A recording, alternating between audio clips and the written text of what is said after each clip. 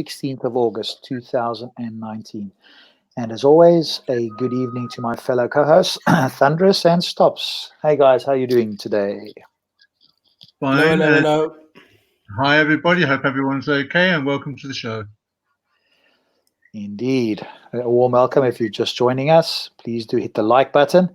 If you've hit a dislike already, I'm not sure why. Maybe you're just one of our, I won't use the word haters. I'll rather use the word people who disagree with us before you've heard what we had to say tonight. But there we go. So as always, we'll have a brief introduction by Stops. Yeah. All right, I'll try and make it. But there is a short topic I'd like to touch on. Okay, Gin and Tonic Show, Friday evenings. We talk about Islam, nothing else, and that's what we are focusing on. If you have questions, if you have comments, if you do, just come and join us. We don't bite on anything, but we do enjoy a good discussion. So if you have anything to contribute or something, then this is the place to go if it is on the topic of Islam. If there's anything else, I'm sure there's a forum, some platform somewhere where you can do this. So we address Islam, we don't attack, we critique, we use facts, reality, and reasoning. One thing that we need to make sure of every single time, we categorically condemn any kind of abuse, oppression, slavery, violence, or anything of that sort. Now, if you come here, then you need to get ready for free speech. This is a free speech area. There's no censorship here. What happens is that you will get censored if you try and stream porn or something like that. That is out.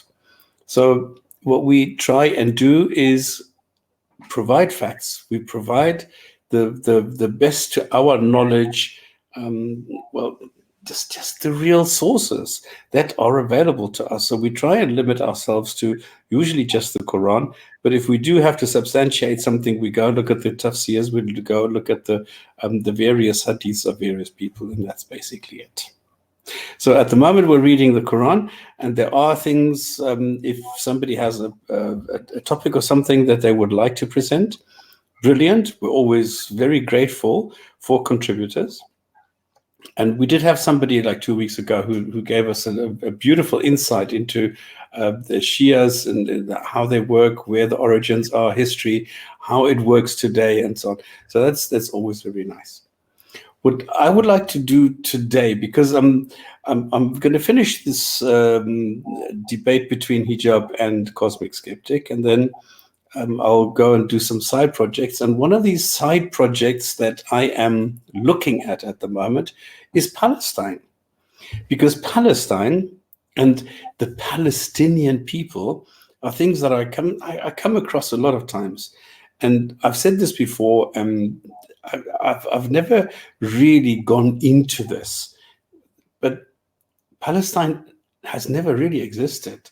So if you go and look at the Philistines, okay, so if we go back like 10,000 years ago, then the people came down from Crete, they were Greeks, okay, and they settled there, and this was just a very thin sliver of land that they sort of occupied. And then somehow this vanished after a couple of thousand years. We don't really know why. But they did just cease to exist. And we don't know whether this was due to the increasingly violent conflicts with the Jews 2,500 years ago. So we don't really know.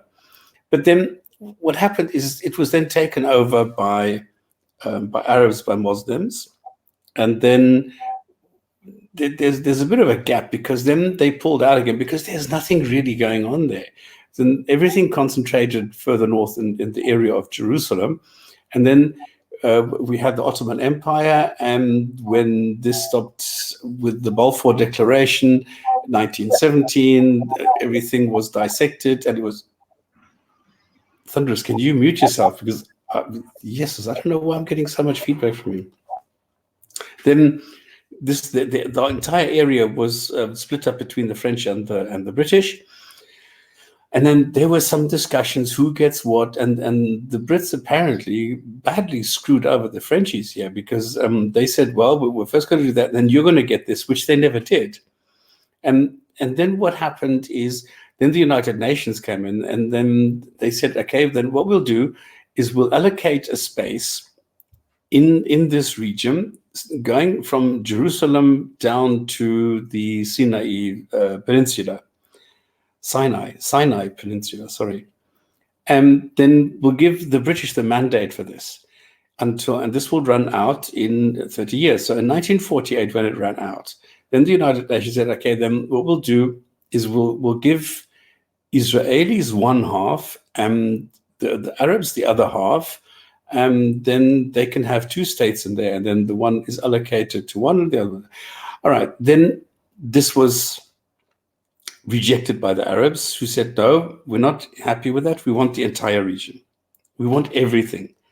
And I said, no, you can't have that, because what we're going to do is we're going to split this up between you, and that's it. And they said, no, we don't accept it. So then in 1948, well, then eventually they said, well, this is the way that it's going to be, and there's it. And then how long did it take for the Arabs before they started going violent? Is it like 10 years later that they started, getting upset about this and took up the arms? Is it 1 year? No, it's 1 day. Like 1 day after the declaration of the State of Israel, they went and attacked this tiny little place. And they thought, well, I mean, it was I don't know how many, it was 6 states. I don't know. You see, this is why I need to get some maps, and I need to get some stuff out. I need to make a video about this and show them what actually happened. So then what happened is all the states around them, which is, hang on, let me see, it's Lebanon, Syria, it's Jordan, it's 4 states. No, Iraq, 5. Maybe there is a 6th one. Have I missed one? Lebanon, Syria. Did you want to share screen at all? Iraq. No, I don't have this. I've only just started looking into this. And this is why I want to get people to think about this. And if anybody has any information, to bring it over to me, because I'm going to start making this into a small project in like 2 weeks or something, because I think this is fascinating stuff. So anyway, they attacked it, and with a huge propaganda thing, and we're going to show these stupid Jews, and we're going to take this back, and we're going to take revenge on our people. How can they dare to occupy the Muslim land and things like? Well, they were beaten back, all of them. I mean, this small little tiny country just defeated them all. So in the process, they took over all the lands that were actually supposed to be given to the Arabs, who rejected it. So then Israel said, well, if they don't want it, then we'll just take it. And then this carried on for a while. And then the 6-day war started, and they took the West Bank as well, and Sinai Peninsula. And then they had to give it back again. Then Jordan annexed the West Bank, and Egypt took over the Gaza Strip. And then the UN said, no, you're not allowed to do that. And then we have the status quo. This is what we have today, that Egypt gave us the Gaza Strip, which is a tiny little place on the southwestern border between Sinai and Israel. And Jordan sort of left the area, the so-called West Bank, which is on the west bank of the Jordan River. And then this reaches all the way into Israel. And now what has happened is that the Israelis have put settlers into this region. And the funny situation, and this is a fascinating thing, they are now starting to buy parts of Eastern Jerusalem, which originally was supposed to be given to the Arabs. But now the Jews are starting to buy this for religious purposes. And then they put their settlers in there as well. And so they are buying back building by building by building. So that they're slowly, buying back Jerusalem. So that it becomes Jewish. And now we need to understand that Jewish is religion, Zionist is the country, and Israel itself is secular. So anyway, this is the situation we have at the moment. The main facts to take away from this is Palestine has never existed. Okay, there is one lonely map where it says southern Syria, which is considered to be Palestine. But Palestine is like the Black Forest. There's no real region. There's no border. There's no ethnicity. And this is the thing that I'm saying. If I look at a Frenchman, I can see it's a Frenchman. If I compare this to an Italian, I can see that there's a difference. There is a difference between an Italian and a Frenchman. Okay, and this is not only the language and the food and the dress and the songs and the music and everything. What is the difference between an Arab and an Arab?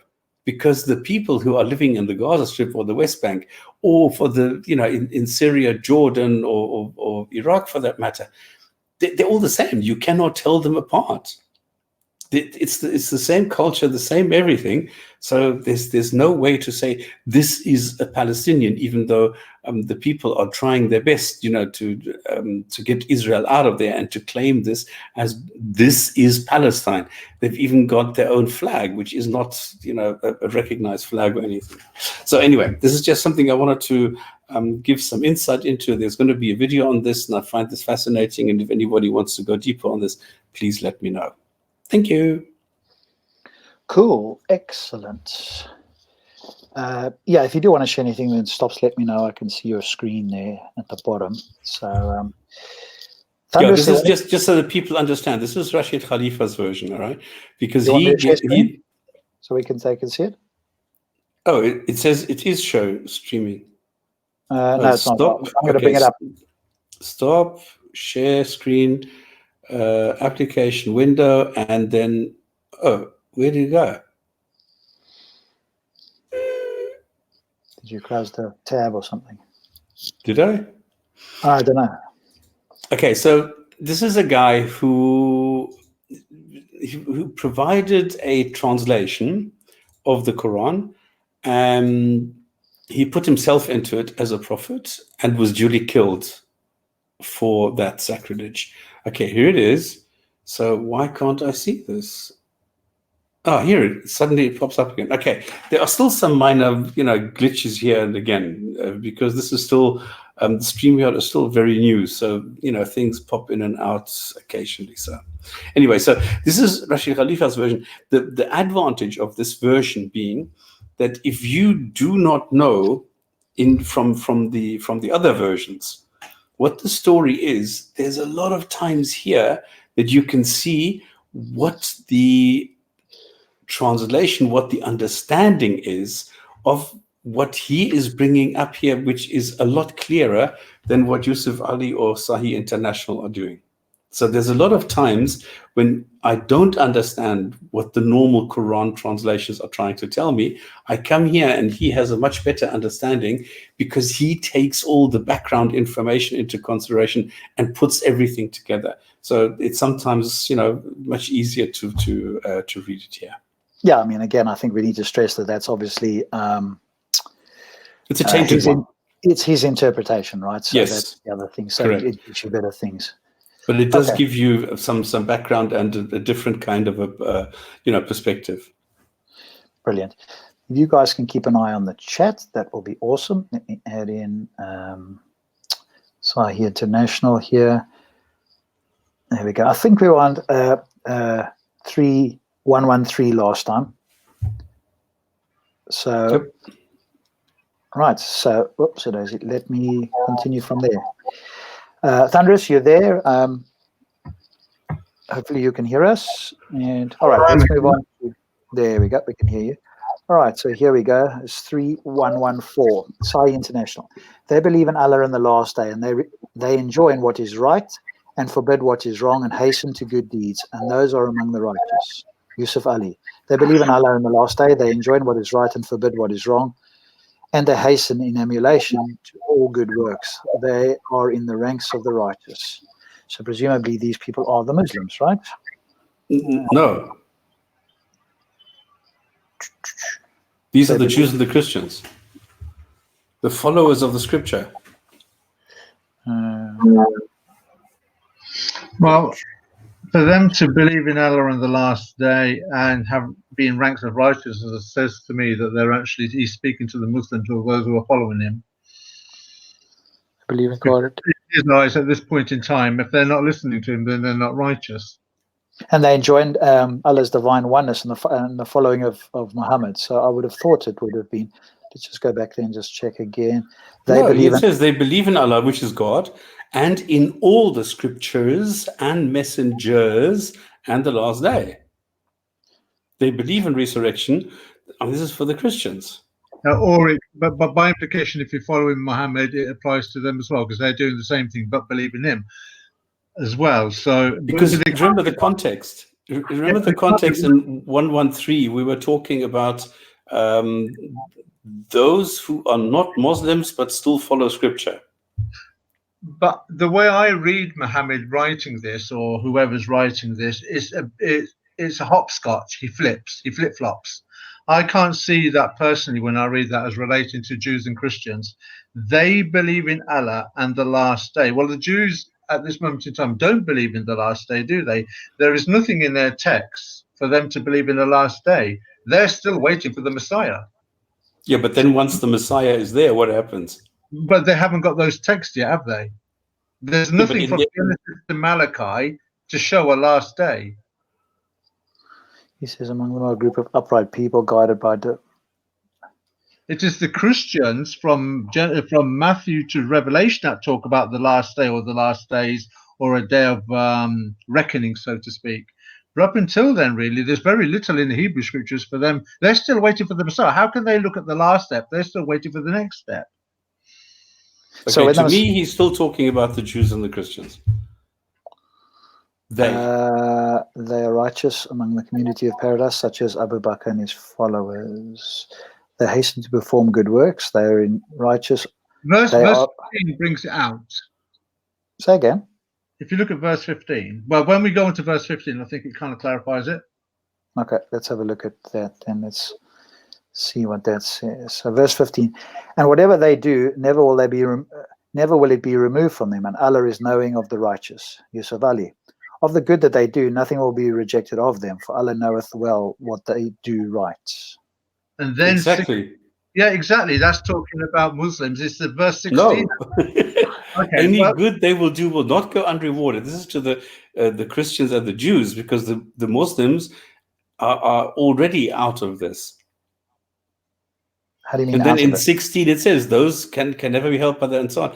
In 16 it continues and talks about the people who are not Muslims. So for me, this whole area is not about the Muslims, but is about Jews and Christians. Well, let's just see what 116 says here.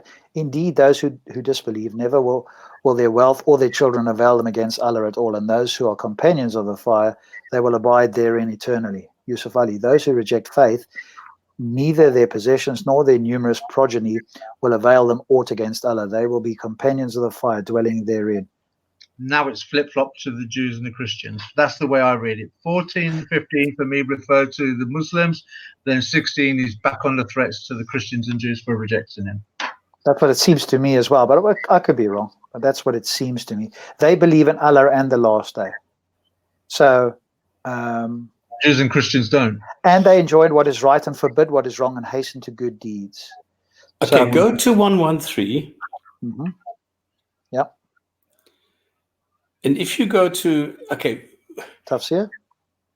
Not all of them are alike. Exactly. Of the people of the book are a portion that stand for the right. They rehearse the songs, etc., etc. So not all of them are alike, and these are the people of the book. Sandras, do you agree that now we're talking about Jews and Christians? But if they're following what Muhammad says, then they are now more inclined to what you have to understand from Muhammad's point of view, or Allah's point of view, depending who you think is behind this book. The point of view is written from objectively. So objectively speaking, those who are righteous will be those who listen to Muhammad. If they're not listening to Muhammad, then they're no longer righteous, are they? That's how I perceive it. So when he's saying that all of them are alike of the book, of a portion to stand for the right, they rehearse the signs of Allah all night long. They prostrate themselves in adoration. Not all of them. That means some of the Jews and the Christians, he's basically saying, well, you're the ones following me, and the other ones aren't. Then he goes on, they believe in Allah and the last day. And then verse 15, all good they do will not be rejected. That's talking about those from the portion of the Jews and Christians that are now becoming Muslim. Then verse 16, those who reject faith. So he's back on it, flip-flops. For me, the way I read it, he flip-flops. within I mean, within. But how is he flip-flopping? He's saying that amongst the Jews and the Christians, there are some which go the old way and some which go the new way. There And is no those, and old then way. Yeah, with respect, it's not an old way; it's a rejected way, isn't it? It's not an old way; it's a okay, rejected. all right, okay. are you reading, what's her name's one there, Stops? No, they are not Okay. the same among the people of the scripture. So is a community standing in obedience. So those are the ones who are following the new way, which is the Muslim way, reciting the verses of Allah during periods and prostrating prayer. So those are the ones who are following the new version, in other words, Islam. Yeah. And then verse 42, they believe in Allah and the last day. So he's continuing it on. They, talking about those who follow him, they believe in Allah and the last day. They enjoin what is right and forbid what is wrong. They hasten in emulation in all good works. They are in the ranks of the righteous, talking about those who are following him. Then it carries on. And of the good they do, nothing will be rejected of them, for Allah knows well those that do right. I understand that. I Yeah. understand what you are saying. I understand your line of argumentation. And it's sound, and yes, it's absolutely possible. I'm just saying that there is an alternative, Sure. which is equally possible, which is equally sound, makes equal sense. If he's talking about the Christians, the Jews and the Christians, that there are some who are good Jews and Christians who are following the new doctrine, the new age, new era of everything, and they are the ones who will be rewarded. Well, the only thing I could say to that is so much for a book made clear, so book for it. Exactly, So exactly.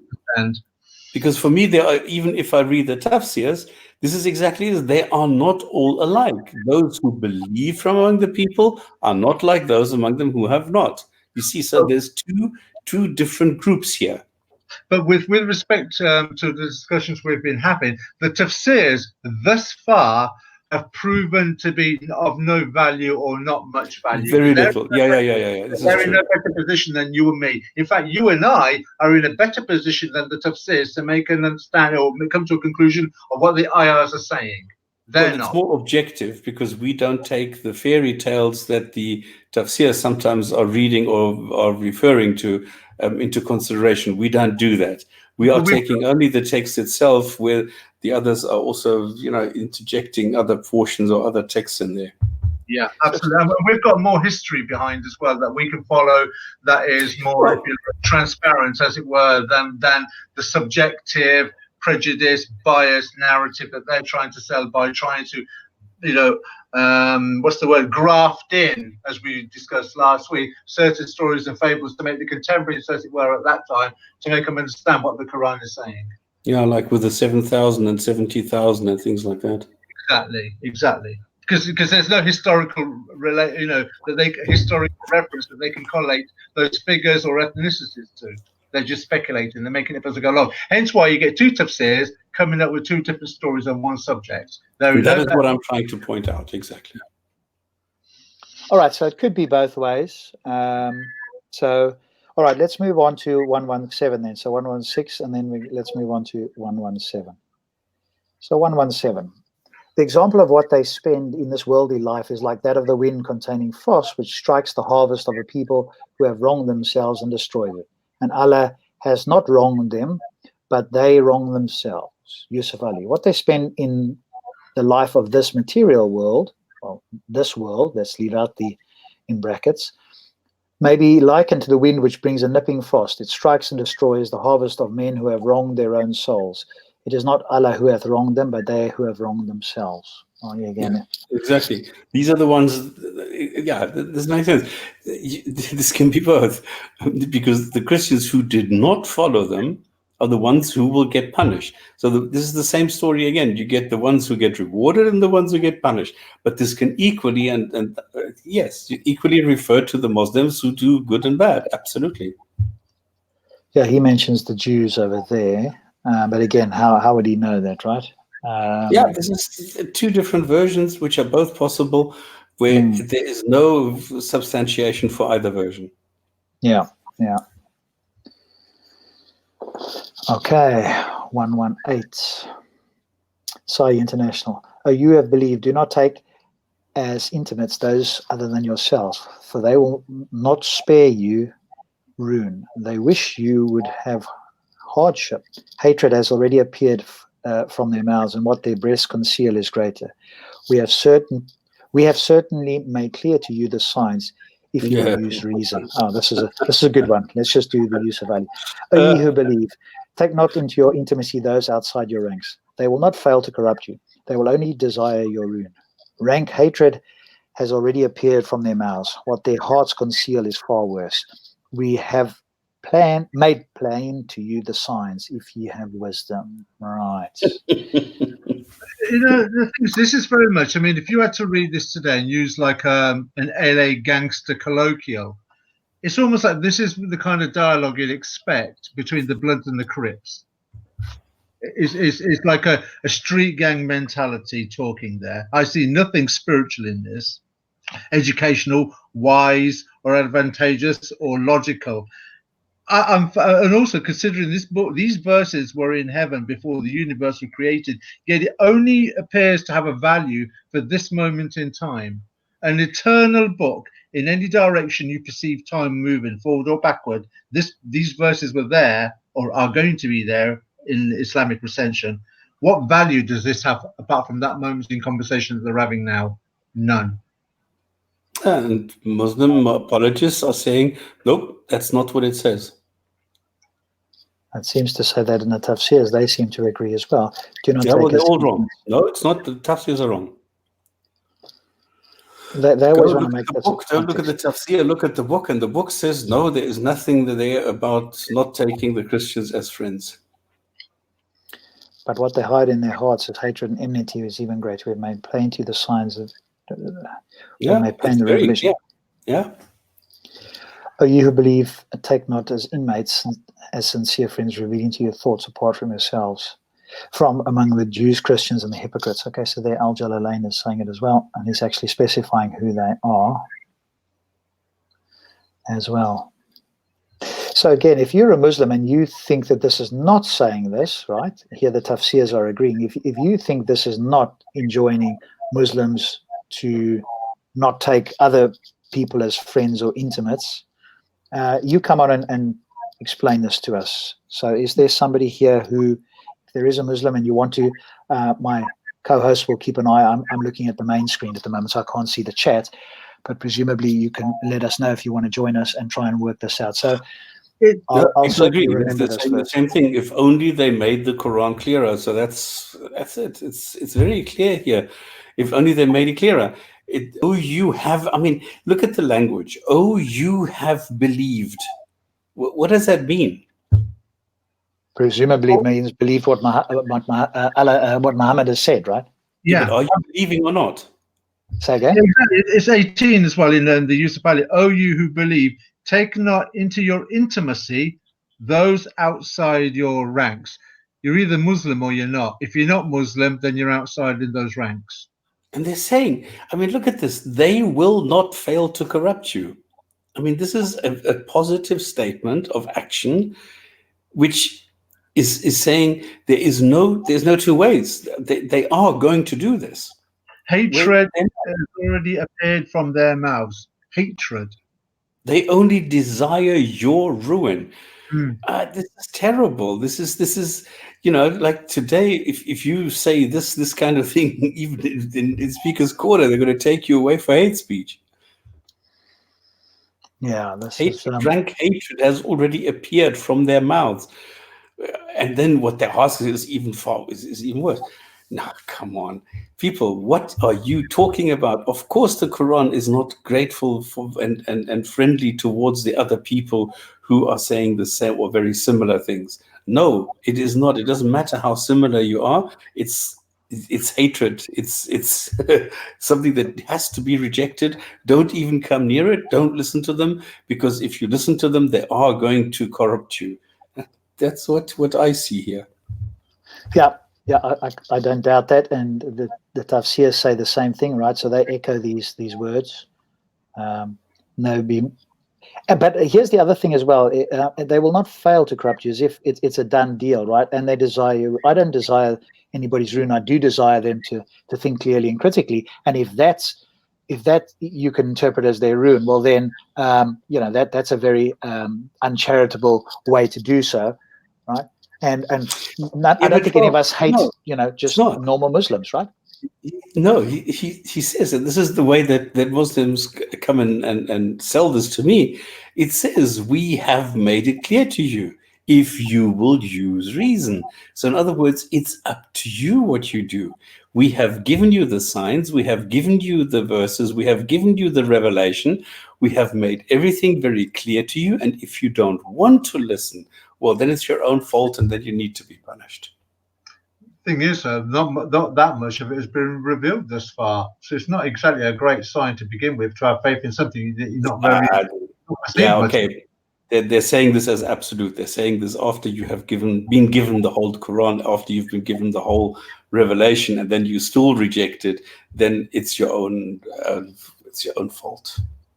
And this is the way they sell it. And I think, come on, is that really being honest? Is that the God who creates people, the merciful, the all-merciful, the totally merciful God, who is all-knowing, who knows while you are being created what will happen to you later, and still continues creating you because he knows for sure that he will have to punish you. So he's doing that I think with compassion for himself only. That's it. I mean, I suppose if you could always claim that what they would not be remiss about corrupting you. They would wish for you to suffer extreme hardship. Again, it's very vacuous, right? I mean, the only thing that a Muslim could try to do, and I think this would be extremely tenuous, is to claim that extreme hardship would be like going to hell. So if they took somebody else that, as a friend that was a non-Muslim, and for some reason they got doubting, they could end up in hell.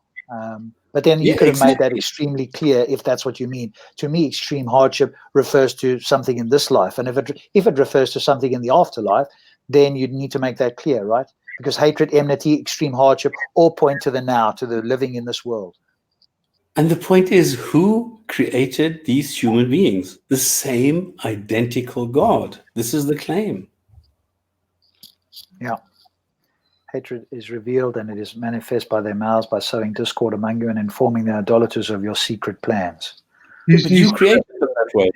He's created a prejudice within their hearts. This is very similar to what happens in Islamic households behind closed doors, in the way that they create a prejudice between you and the neighbor. Even though your neighbor hasn't got anything against you, they breed a hatred for anything that's not Muslim. I should know because I've come from that background, and that's the kind of staple that you're brought up on, that you're not one of them, they will hate you, so this is why we hate them, because they hated us first, when the reality is we're the Muslims are proactive in their hate against anything non-Muslim.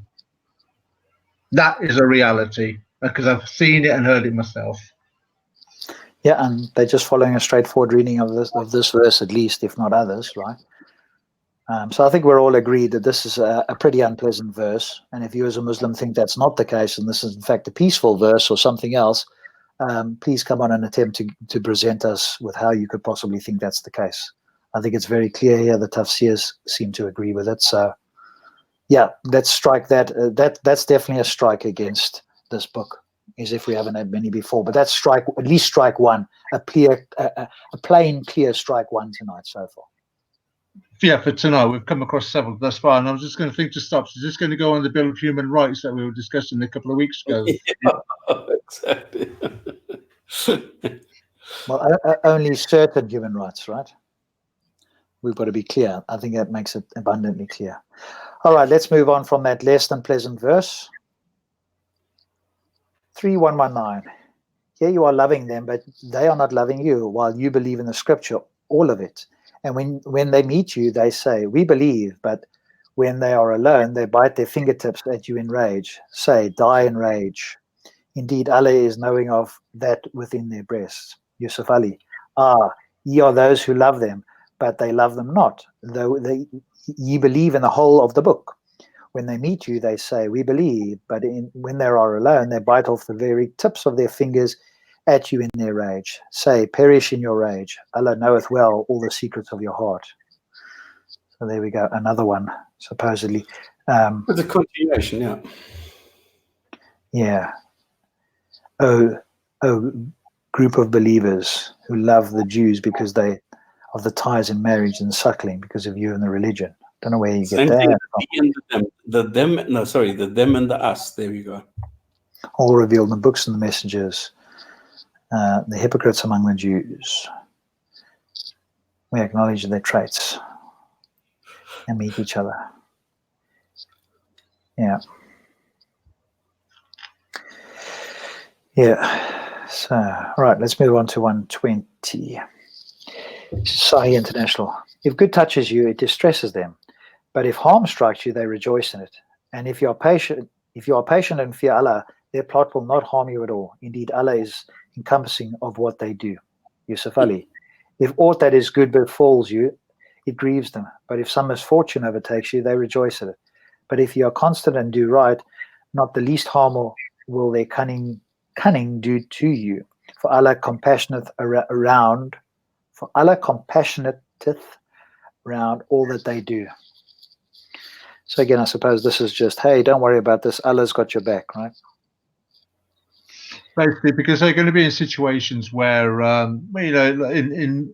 he's trying to make it a religious situation. If anything good happens, it's going to be something that those contrary to what you believe, the Jews and the Christians and the pagans, they're not going to like it. And when something bad befalls you, they're going to like it. So in effect, no matter what situation you're in, he's trying to religiousize what's going to happen to them in their daily life course.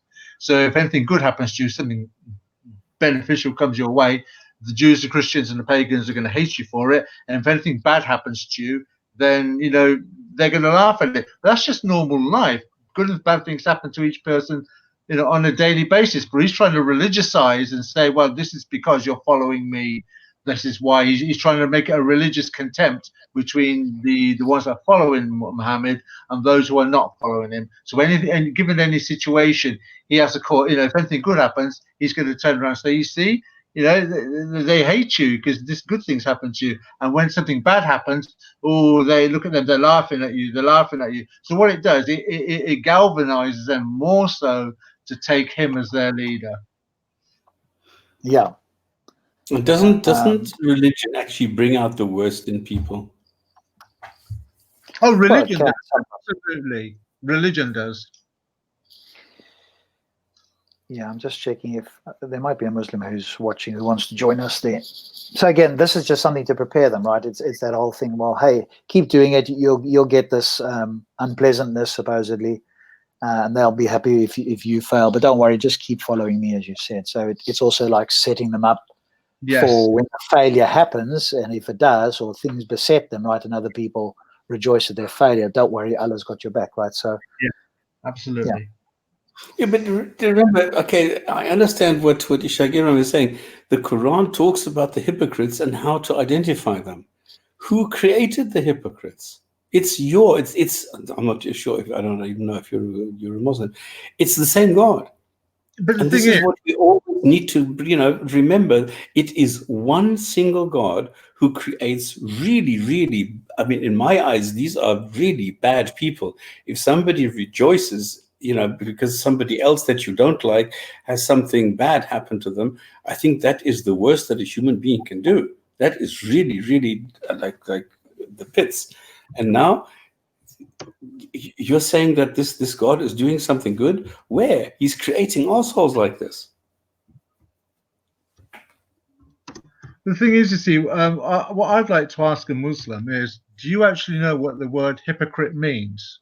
What does the word hypocrite mean? Because you see, this is the thing with Muslims, yet again, that you find when you're talking to a non-Muslim, Jew, Christian, atheist, or whatever, words mean the reality of what they mean. That is to say, if you use the word miracle or hypocrite or obtuse, whatever word you want to use, you will understand what the word means. You will also understand when you're using the word that the person you talk to also understands the word in the same context in which it means. You can pick up a Collins dictionary, you will not be arguing whatever it means. When you're talking to a Muslim, the word miracle means something else. When you use the word hypocrite, it somehow means something else. So I'd like to ask any Muslim out there, what do you think the word hypocrite means?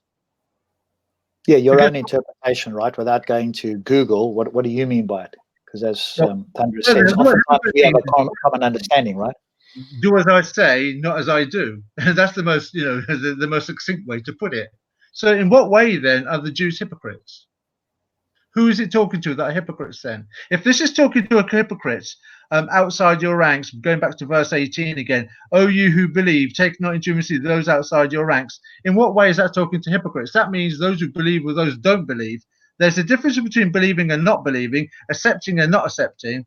Not hypocrisy is something completely different. A hypocrite is something who do accepts, but it doesn't follow what he accepts. Yeah, but he says those who say we believe, and then in the evening they don't. Yeah, That's what it. I was going to say. Yeah, but yeah, you can't switch on when you do and don't believe, do you? Yeah, that's true. You don't. It's not. You're either pregnant or you're not pregnant. Well, you can pretend that you're pregnant in the evening. You take out the cushion. But then you're fake. You're not a hypocrite. You're a fake. You're a liar. Okay, Yeah, and if you now they take synonymous, this liar thing into the theoretical realm, then you are a hypocrite. That's how they'll define it. Yeah, that's how they define it. But that's why Thunderous is right. You should ask them what it means. What do they mean by this, right? It's a bit like the word Messiah. Ask the Muslim, what does the word Messiah mean? But first, I would always encourage people, go and see what the Jews and the Christians thought the word Messiah means. Make sure you understand what their understanding of the word is. Then go and ask a Muslim and ask, how the fuck did you come to that conclusion? Hippo that wears a blue bandana. All right. Let's go on to Great. Thank you, Donovan. Remember a couple of weeks ago, I brought up this list of all the different definitions. That was hilarious. Oh, yeah, that's right. All right, 121, Sahih International. The best ones.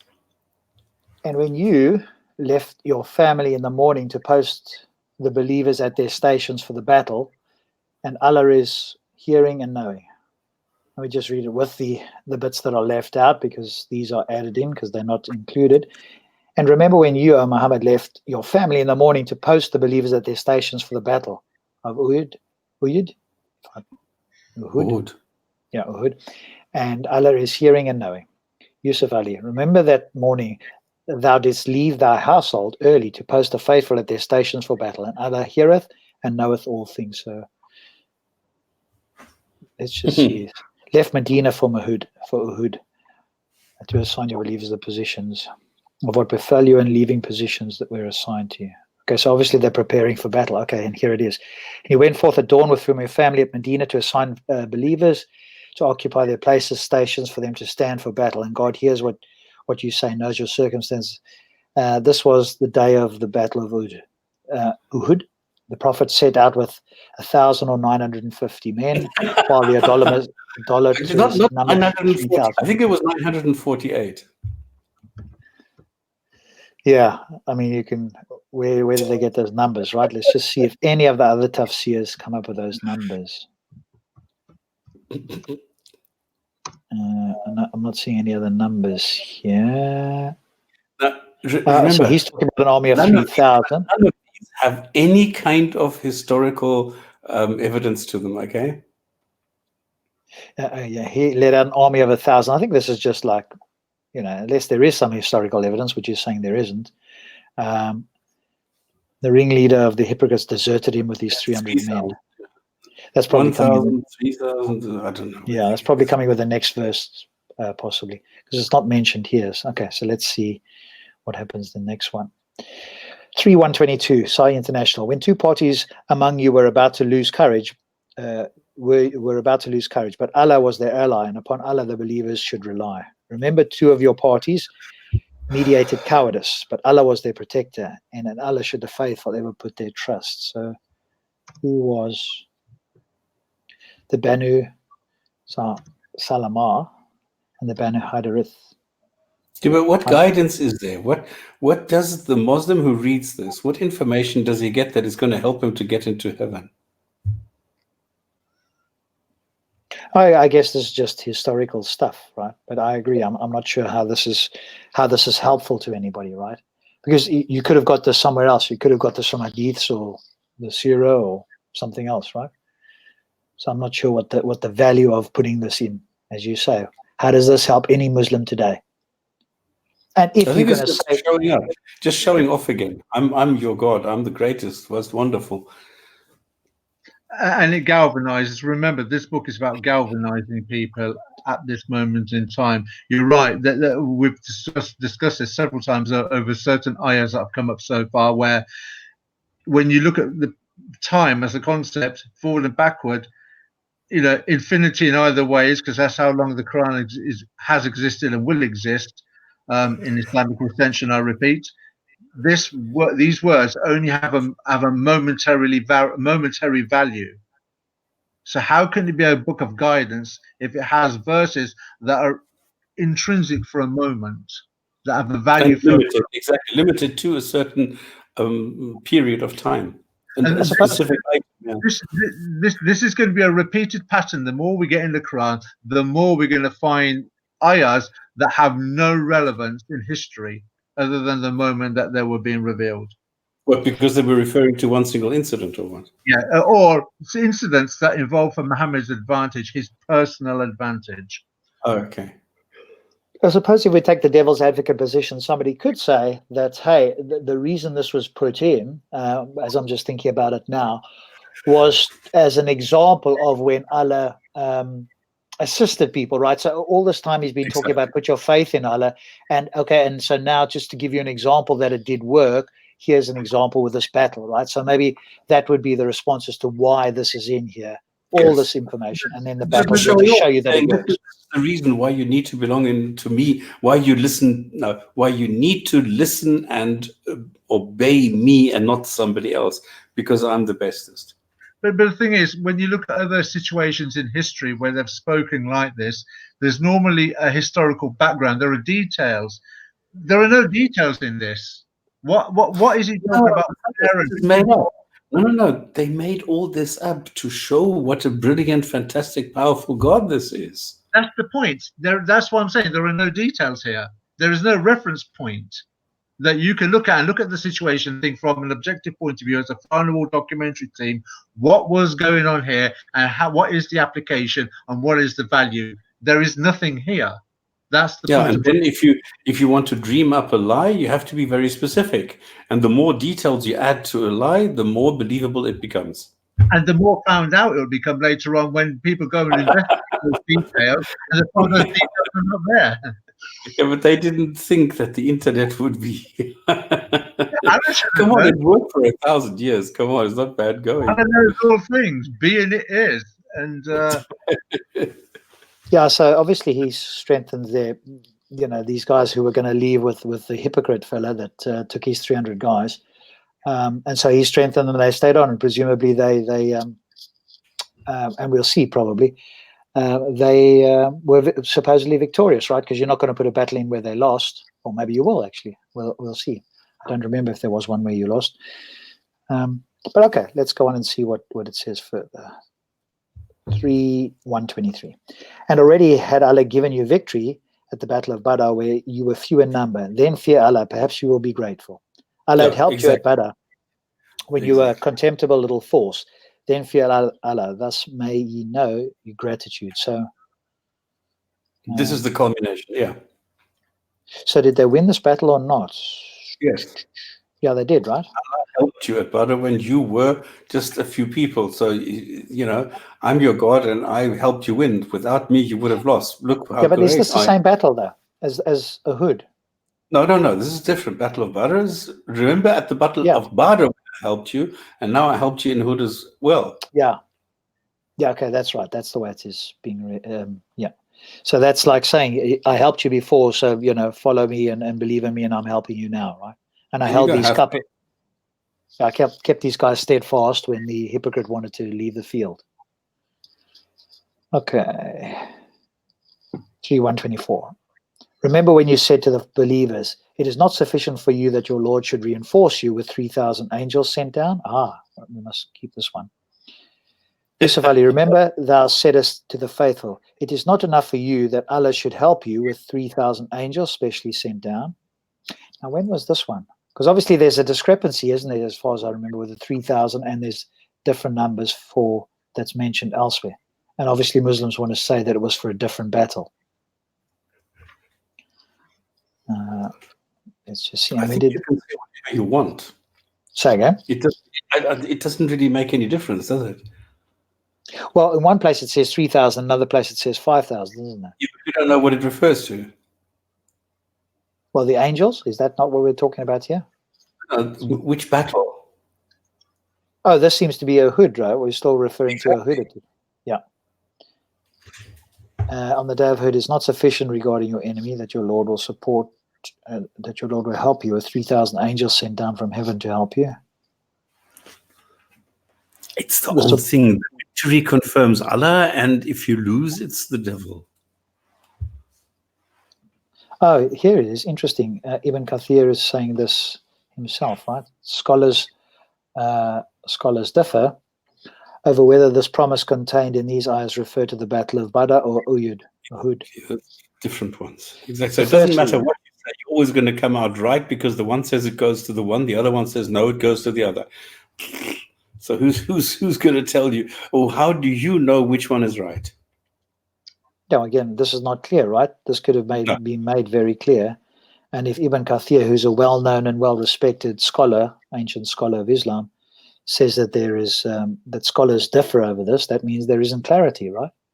Yes. And again, if you are wanting to send this down as a message to reinforce Allah's power because you should be following him, but you're not clear on certain parts of this. I mean, again, Muslims can just hand wave this away. But if you're critically thinking Muslim who's honestly looking at this, going, hang on a moment, okay, but we don't even know which battle these angels were supposed to come from. Isn't that a problem? Isn't Allah supposed to be giving me a message here of his power and his glory and so forth, and he's sending these angels to help?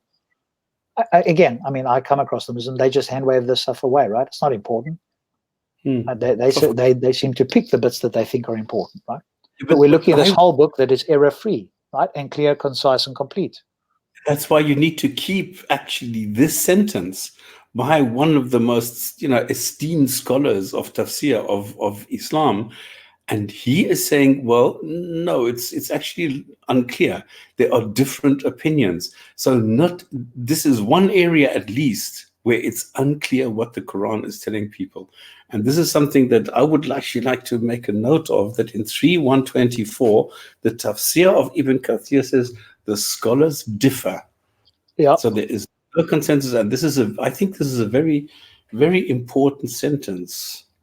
Well, it's only important if you care about the details, right? But if you want to make a big, monstrous claim and then not care about the details when they seem to be unclear, when they are unclear, and even venerated scholars say they're unclear, and you want to hand wave it away, that's being inconsistent, right? Because you're making very big, bold claims here. Yeah, but for me, it's not important what they are unclear about or what they are referring to. For me, the important part is that there is an Ibn Kathir who says there is something that is unclear where people differ. This is the point for me, that it doesn't matter whether it's 3,000 or 2,000. Somebody says it's unclear. So you cannot come to me and say everything in the Quran is clear and 100% explained. This is the important. I agree. But what I hear when I speak to Muslims, and I still speak to them reasonably regularly on Discord most of the time now, they're quite happy to say, right, that there are verses that are unclear. Right? This, as far as I know, was never used to be a problem, or certainly not in days gone by. But they're very happy now to go, hey, yes, there's verses that are unclear, right? But when you say, hang on a moment, isn't this book clear, concise, and complete, and error-free, of course? They go, yes, no, it is, but it's clear on the parts that you need to be a Muslim. That's the response. And they will walk away entirely happy that that's good enough for them. They obviously have never read this book. Right? I bet they do. And that's like closing your eyes. Hey, if there's something that there's unclear, right, I'll just close my eyes and say, well, the bits that I need are clear. The rest can be unclear. But then I'm going to claim that this is a book from God that's been sent down for all mankind. And presumably people like us that we're going to read this and try to get clarity. We're being tempted to be intellectually honest here, where you can be a lazy Muslim if you want to just go, well, it's unclear, I'm not going to bother. But it should keep you up at night. The fact that it doesn't should tell you something about your level of intellectual honesty about this book. Is it in the Quran? Is it in the Quran stops or in the Hadith where when you die, Allah asks you 3 questions? What was your? It's in the Quran. Who was your God? What was your religion? And who was your prophet? That's Hadith. That's Hadith. That's hadith, right? You can imagine, there are some, like, whatever the figure is, between 1.2 and 1.7, let's just say it's 1.3 billion human Muslims on planet Earth now. You can imagine at the point of their death, the way they rely on their scholars, to interpret what the Quran says, that when Allah says, what was your religion? Most of them are just going to turn and say, I don't know, go ask that scholar. Because 1 billion of them are not going to be able to answer at least one of those questions. Who was your God? What was your religion? And who was your prophet? Because when you ask for details of the religion, most of them are not going to know a damn thing about it. No, they'll just claim. Yeah. The reality is that most of them, all they know about their religion is, I'm a Muslim, my God is Allah, my prophet's Muhammad. That's it. It's as much as that. I was having a conversation with someone who worked today. He was trying to get at me, you were never really a real Muslim. So he asked the question, do you eat pork? My response was, well, why are you asking more questions that question? What, you say, well, I just want to know, when did you start eating pork? Meaning, were you eating pork at home behind your dad's back? Implying then if you were, then you was never really a Muslim then, was you? Yeah, but when I started questioning him about, well, yeah, but okay, if you think eating pork's bad, what about you drinking camel urine? What about you dipping the whole fly in the food? If it lands in, dip the whole fly, because one wing has a disease and the other one has a cure. And mysteriously left, he goes, well, I didn't know that's in no, I don't follow that. I don't believe that. That's not in Islam. Really. So that says it all. Yeah, you guys read out the comments if they come along. Cool. All right, so let's go on there. 3125, Sahih International. Did you want to say something? Guys, you are over-examining some of the stuff. It could be, absolutely, I agree with you. But I'd rather do it more thorough than less. I'd rather be accused of being too thorough than to being superficial. And this is why I, in the beginning, said, well, why don't we just do it like in packets of 20, 30, 50 sentences at a time, and then, just sort of brush over them, and then we're done within like 3 months or something. And then Rob said, no, let's do it properly. Let's do it really bit by bit and actually read the tafsirs and try and understand it and show Muslims, look, this is to the best of our knowledge and the best depth that we can do here within this time frame without being overly scholarly and taking a couple of decades to do this. And I think this is the kind of a compromise that I think is okay. Yes, we are going very deep in some things and thinking a lot and looking at different possibilities, but at least we are doing it thoroughly and we're doing it in a way that everybody can say, yep, they're doing it properly. Oh, at least reading it, right? And if you give the Quran to somebody and say, hey, read this, right?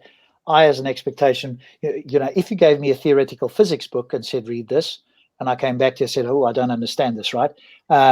That would be fine because that's not an area of expertise, but this is a book for your entire life, right? So if you say read this, but then you need the scholars, you need something external, like we've said many times in many shows, that means the Quran is lacking, and it's the author's fault, not my fault. We're doing the best we can here, and if we've got to appeal to all these external sources, they could have been included, they could have been perfect in the book, direct from the source, and not having other men's opinions. I'd rather have, if I was an honest Muslim, I'd rather have God's direct word than some other man's opinion.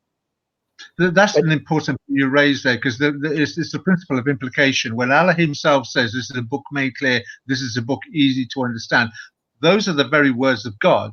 But when you start saying you need scholars, you need tafsirs, you need this, you need that, you need to listen to that person to understand what the Quran means, then what you're basically saying is Allah is a liar, Allah has fooled you into thinking, or whatever euphemism you want to use, but that he's dishonest. Because if you have to use these other people's scholars and tafsirs and such, then you're challenging Allah's statements of a book made clear, a book easy to understand. That's what you're basically doing. Yeah. All right, let's read this verse, and here it is, actually. I talked about it earlier, so let's read this.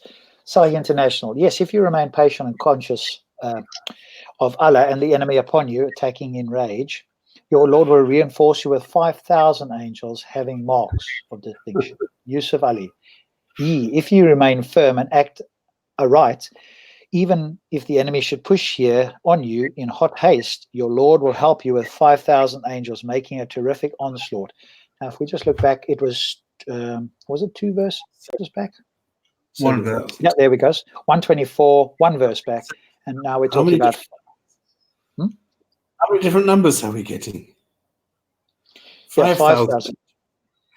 My goodness. I mean, I would be hard pressed for a Muslim to come along and say that verse 124 he's speaking about one battle, and verse 125 he's speaking about another.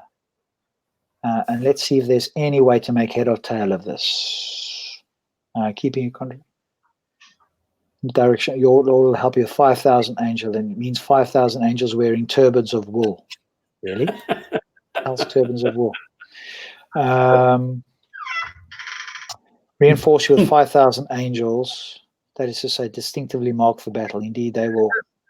Does anybody have an idea as to how many, what numbers will Rob, come stop, in? wait, Rob, stop, go back. Okay, sorry, Thunderous.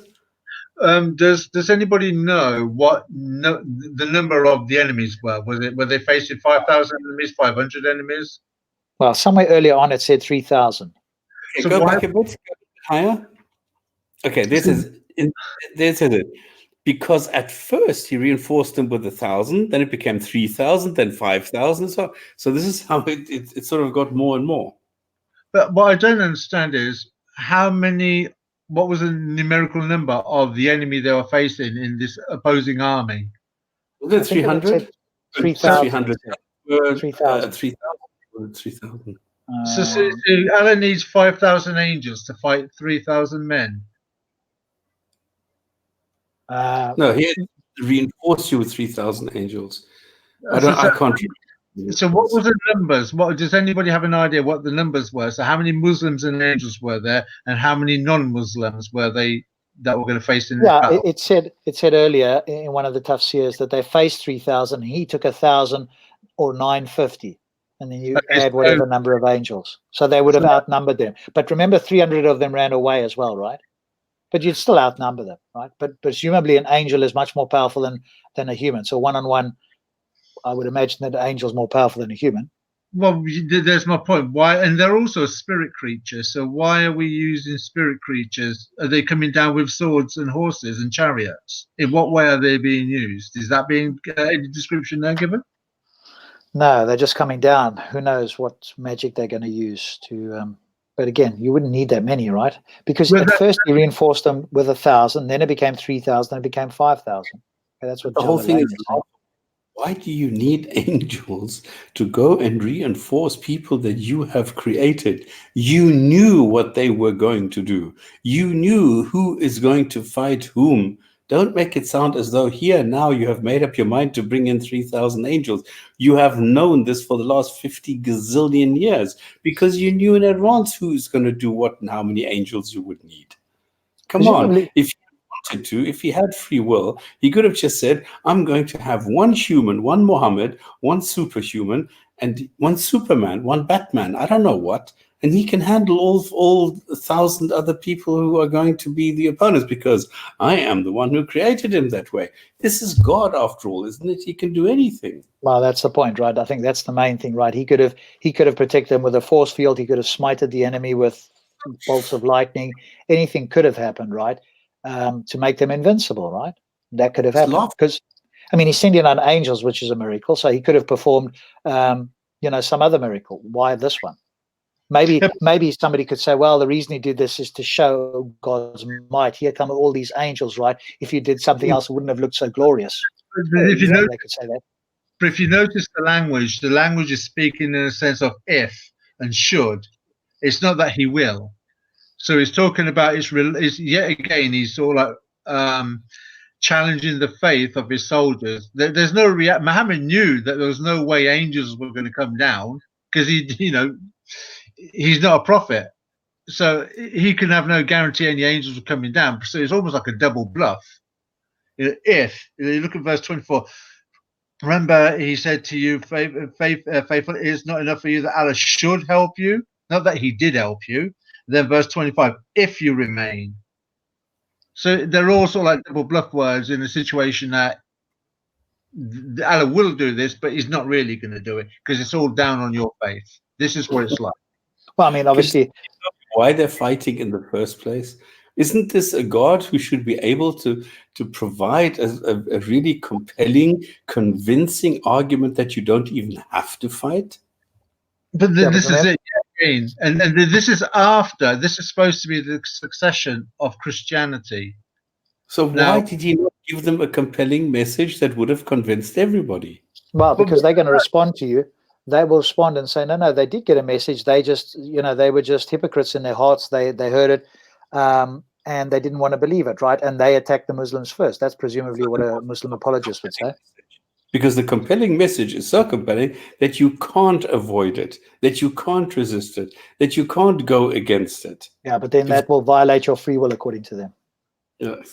If it's such that you couldn't help but be convinced, then you had no choice but to be convinced, in which case you had no free will. You could have, but you were compelled to believe it because the reasoning told you this was great.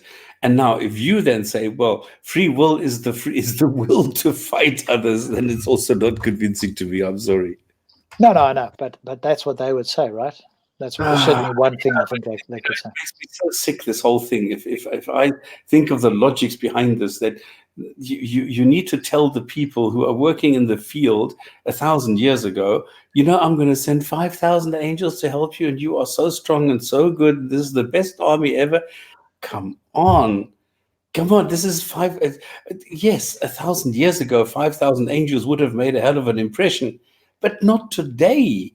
So what is the point of giving us this story today? We are laughing about this. yeah, but if it goes back to what I've been saying in recent times, that when you look at Muhammad and what he says, you can't look at these in isolated situations when he mentions specific things. Like he's talking about angels here, which is like a spiritual creature. Then you talk about the Burak, where he went to heaven, spiritual creature. Then there's hadith where it says that he tied Satan to a post, or Satan does things like urinates in ears of people that don't go to the mosque, or he sleeps in noses. You'll notice that when you put them all together, they're just empty vacuous statements that he cannot back up when he's talking about the spirit realm. Every single time. There is never a situation where he talks about a spiritual situation involving Satan, demons, and angels, or whatever, or the winged horse, right, which is obviously borrowed from Greek mythology. Yes, of It's course. never anything anybody sees. It is all in his own imagination. And this is why it frustrates me so much. Right, there you go. All right, let's go on to 126. Oh, actually, before we do that, I'm just going to leave that up as a copy, so I've got that. I can remember that. Okay, 126. Sahih International. Allah made it not except as a sign of good tidings for you, and to reassure your hearts thereby. And victory is not except from Allah, the exalted in might, the wise. Yusuf Ali. Allah made it but a message of hope for you, and an assurance to your hearts, in any case, that there is no help except for Allah, the exalted and the wise. So obviously, that's just like a summary of kind of what we've said, right? Or what he's claimed to have said. You shall triumph, if you've, and his vengeance against those. Yeah. So that's it's almost like they're going into battle, right? And Muhammad turns around and says, "Don't worry about it. Don't worry about it. If you're worried about the heat of the war coming and the enemy, don't worry. Allah's going to give us 5,000 angels. We got this sorted." Then after they win the battle, they're all looking around at each other, say, "Well, where were these angels? We never saw them. We won the battle, but where were they?" And then Muhammad turns around and says, "It's all right, mate. And Allah said that. He told me to tell you that just to put the hope in your heart that it gave you that conviction to go into the fight." I was just thinking of something else while you were saying that as well. It'll come to me, I'm sure. Allah made it. It's there. Allah made it but a message of hope for you, and an assurance to your heart. In any case, there is no help except from Allah, exalted the wise. So he only gave it as a message of hope for them, not that any angels were actually going to come. Well, Muhammad knew they weren't going to come. And the other thing, that was it. It's like a no-lose situation here, it seems to me anyway, right? Because if you stay and fight, you'll have these angels come and help you. But if you die, you go to heaven because you're fighting, a jihad that is presumably legitimate, and you'll go to heaven with the virgins and everything else anyway, right? So yeah. You can't. This is a no-lose situation, and if people believe that, right, then they'll they can do either way. they're likely to stay because if you die in battle. But if you don't die, then you were protected, right? It's like an unfalsifiable claim.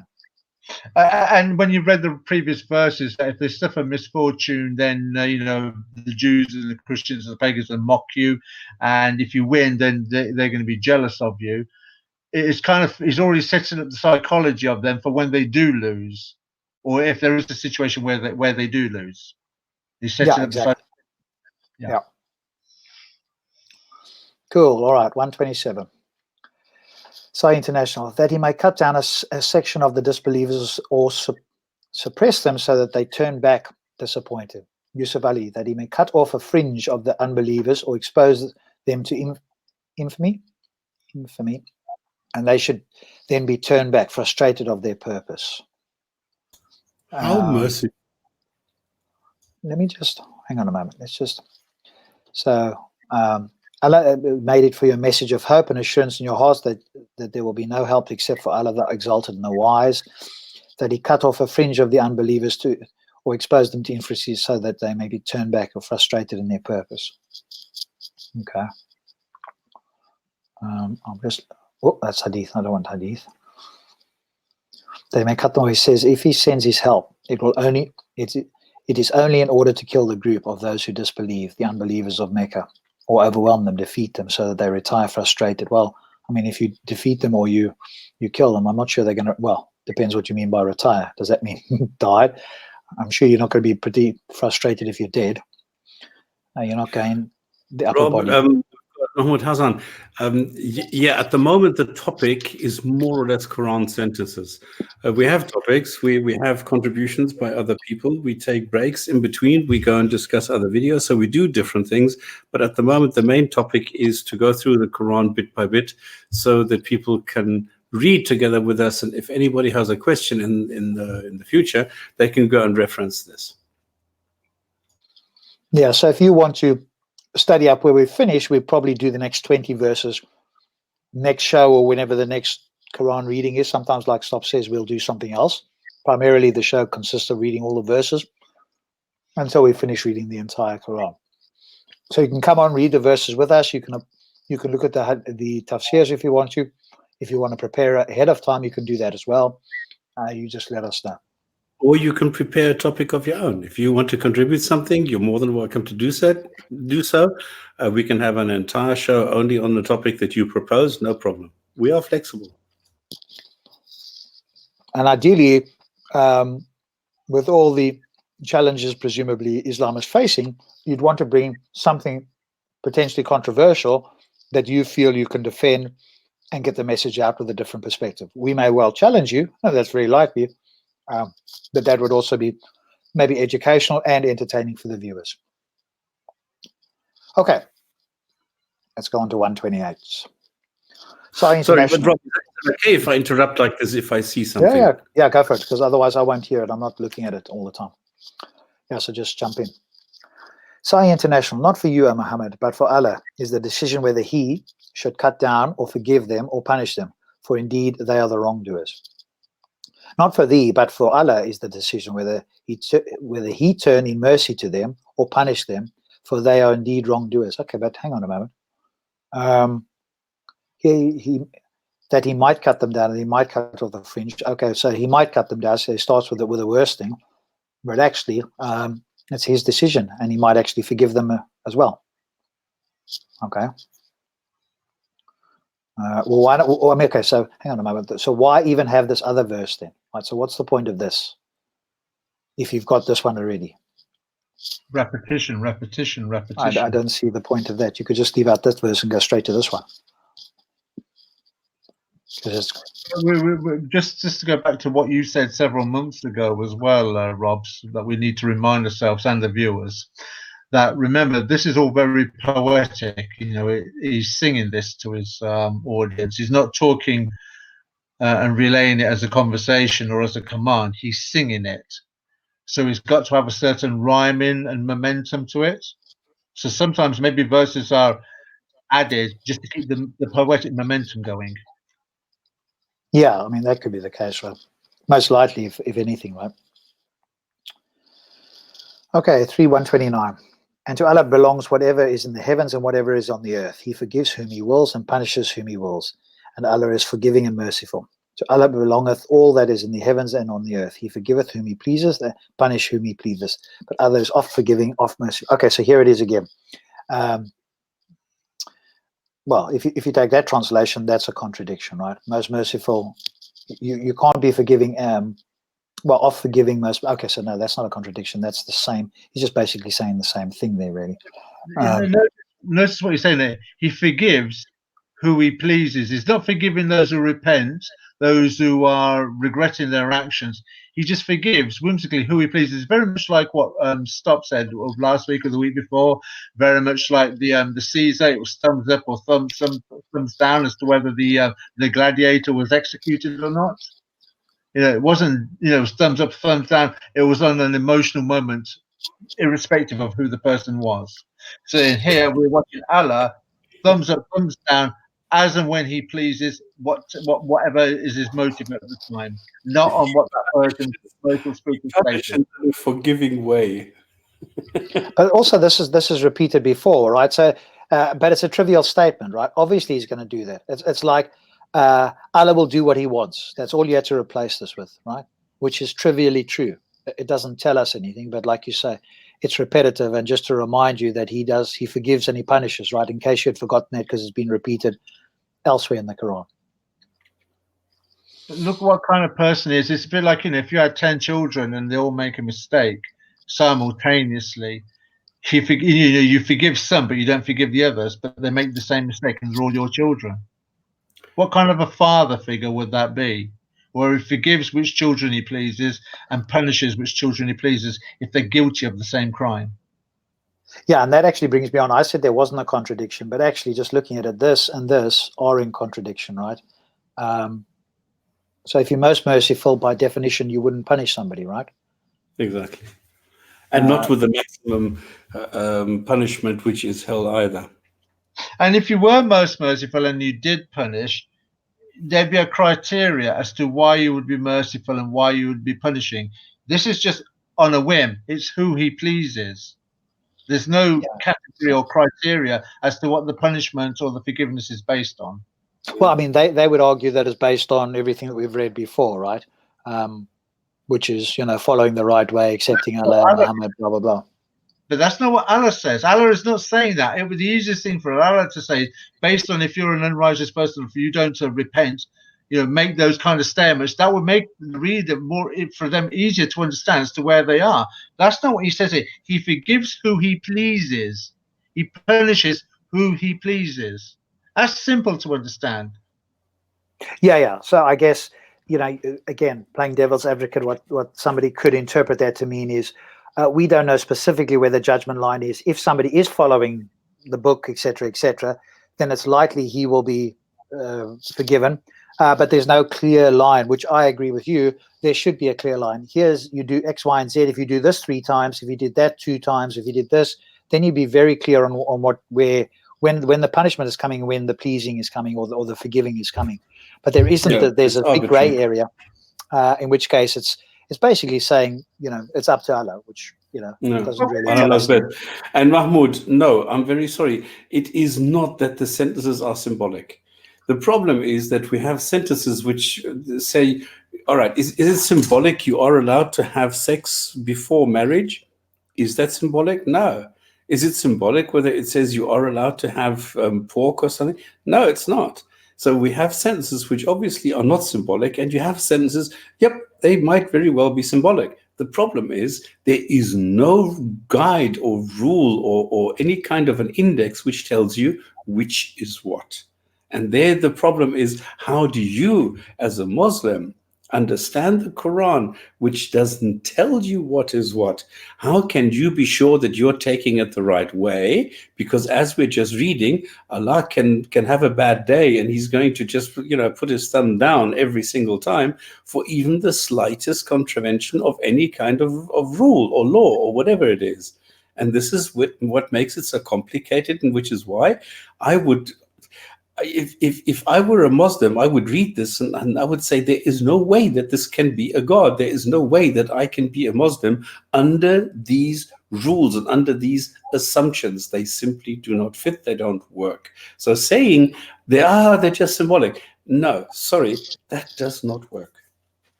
Yeah, there's no clear way to do it. And by the way, here's just something I just happened to pick up on Ibn Kathir, right?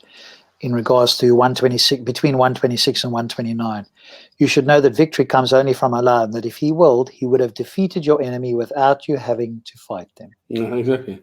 So why the fuck do you have to? Why do you That send doesn't down make sense. angels? Why do you have to go into battle Yeah. even, right? Yeah. It's incompetence. Yeah, there's no standard for what's symbolic. And when we read the tafsirs, none of them talks about any of these verses being symbolic, right? They talk about it as if it's something that happened or is happening or will happen in reality. It's not something that's like a nice analogy or some example or whatever the case is. And the consequences can be very real. This is what is being insinuated here.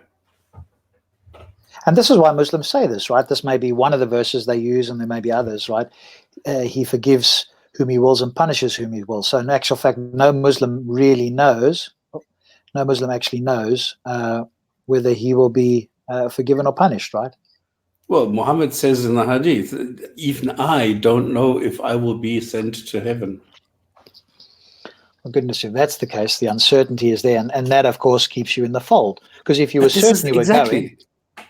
This is why you have hell. To keep you in there and to say, well, look, there's always hell, so you better watch it, you better stay there, because if you make a mistake, then for sure you're going to go to hell. Here, at least you have a chance that you're going to go to heaven.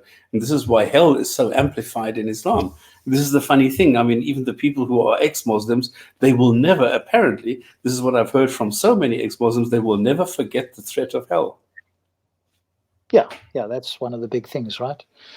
Because the verses themselves are clearly not convincing enough, so you have to have that additional sort of, carrot in the sticks. In this case, you have to have the very big stick there as well. Yeah. Well, the sword hanging over your neck all the time. All right, let's go to 130. 3130, Sai International. Oh, you have believed. Do not consume usury, doubled and multiplied, but fear Allah that you may be successful. Yusuf Ali. Oh, ye who believe. Devour not usury, doubled and multiplied, but fear Allah that you may prosper. So usury is charity, isn't it? No, it's a charge on money. If you borrow money, that's right. There's a charge on it. That's right. Well, hang on. You need to be more precise. It's not the charge. It's in the way that it's calculated the Jewish way, which is using percentages.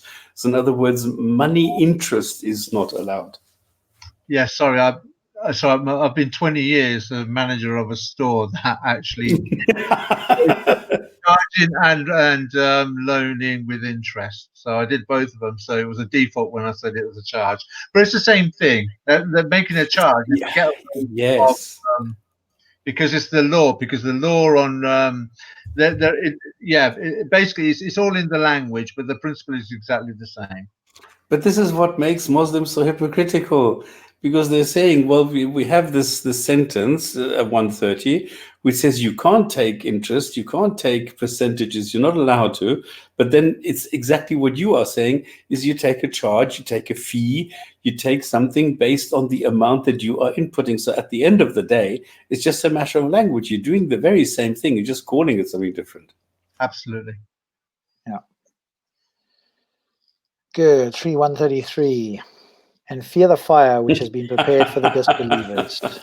Fear the fire which is prepared for those who reject faith. So just in case you forgot, there it is. But he punishes and he forgives who he wills. But just in case you get hopeful, you got to fear the fire anyway. There's so much fear in this book, right?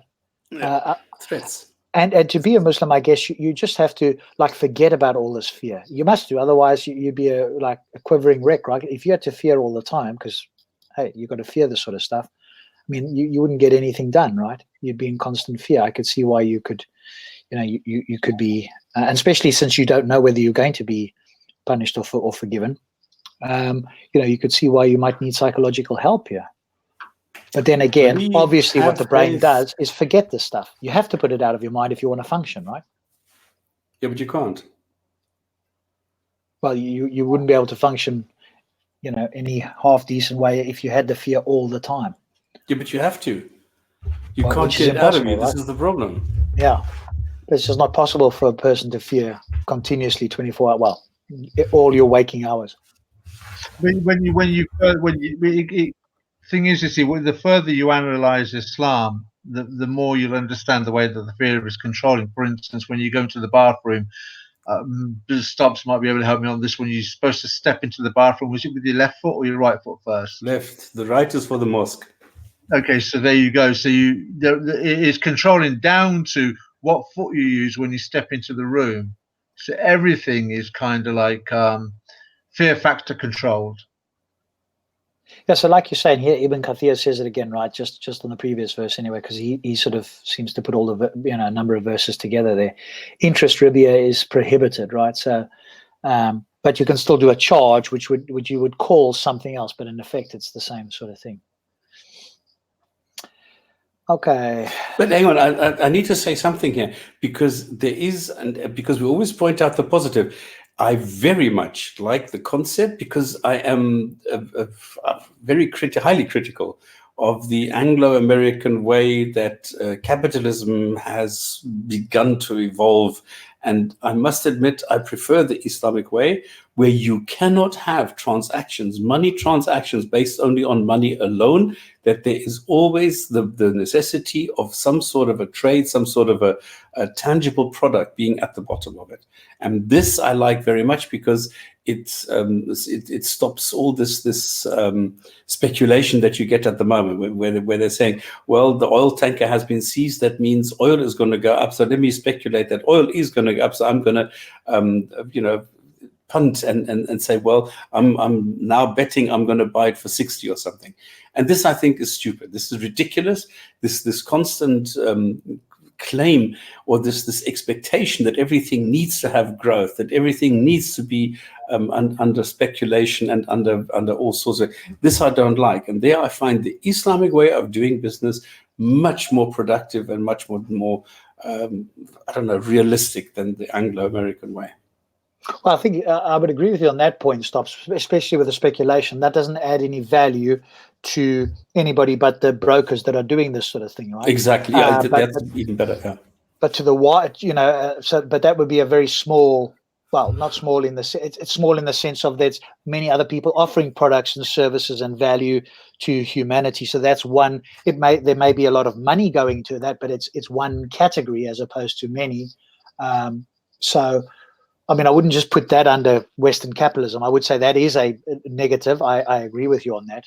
But there's many people who are offering a lot of different services. So presumably in that respect, you'd offer as a service and then, get the money for it. And that's probably what this is referring to, because, of course, he wouldn't have foreseen anything about speculating. No. But I'm just saying that the principle, the concept of all transactions having to have some sort of tangible product at the basis, as the basis. This is something that I like. Yeah, product or service. Yeah. So anything where there's something exactly there.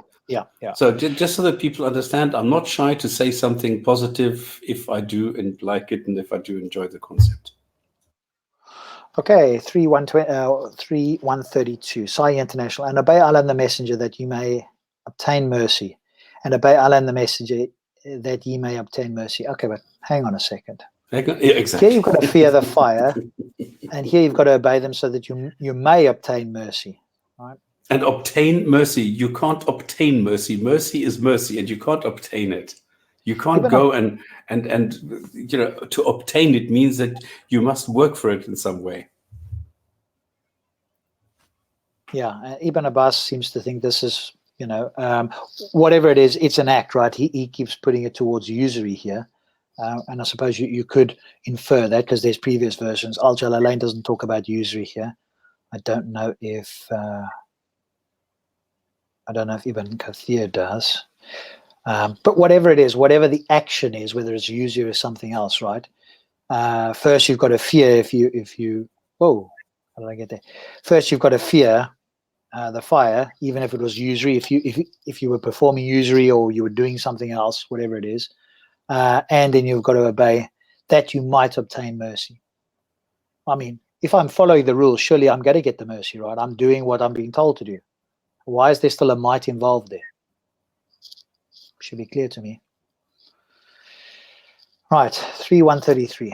Society International. And hasten to forgiveness from your Lord, and a garden as wide as the heavens and the earth. Be prepared for the righteous. Yusuf Ali, be quick in the race for forgiveness from your Lord, and for a garden whose width is that of the whole of the heavens and of the earth. Be prepared for the righteous. Okay, so yeah, of course you want forgiveness, but presumably you'd only want forgiveness if you did something that you knew was wrong. Here's a question for you guys and also for Muslims.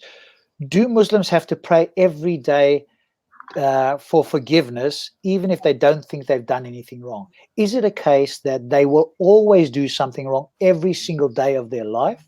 Or are there days where they can honestly say, I don't believe I've done anything wrong, but they still have to ask forgiveness? What's your guys' view on that? No.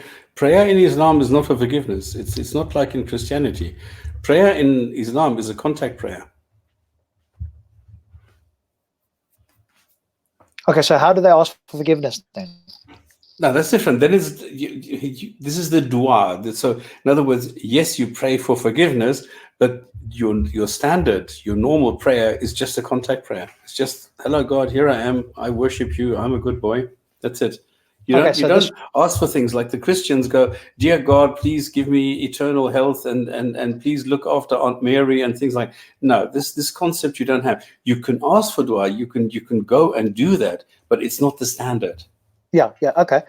So it would be something over and above or in addition to the standard prayers. The question is, would a Muslim have to do this every day? No, there's no original sin in Islam.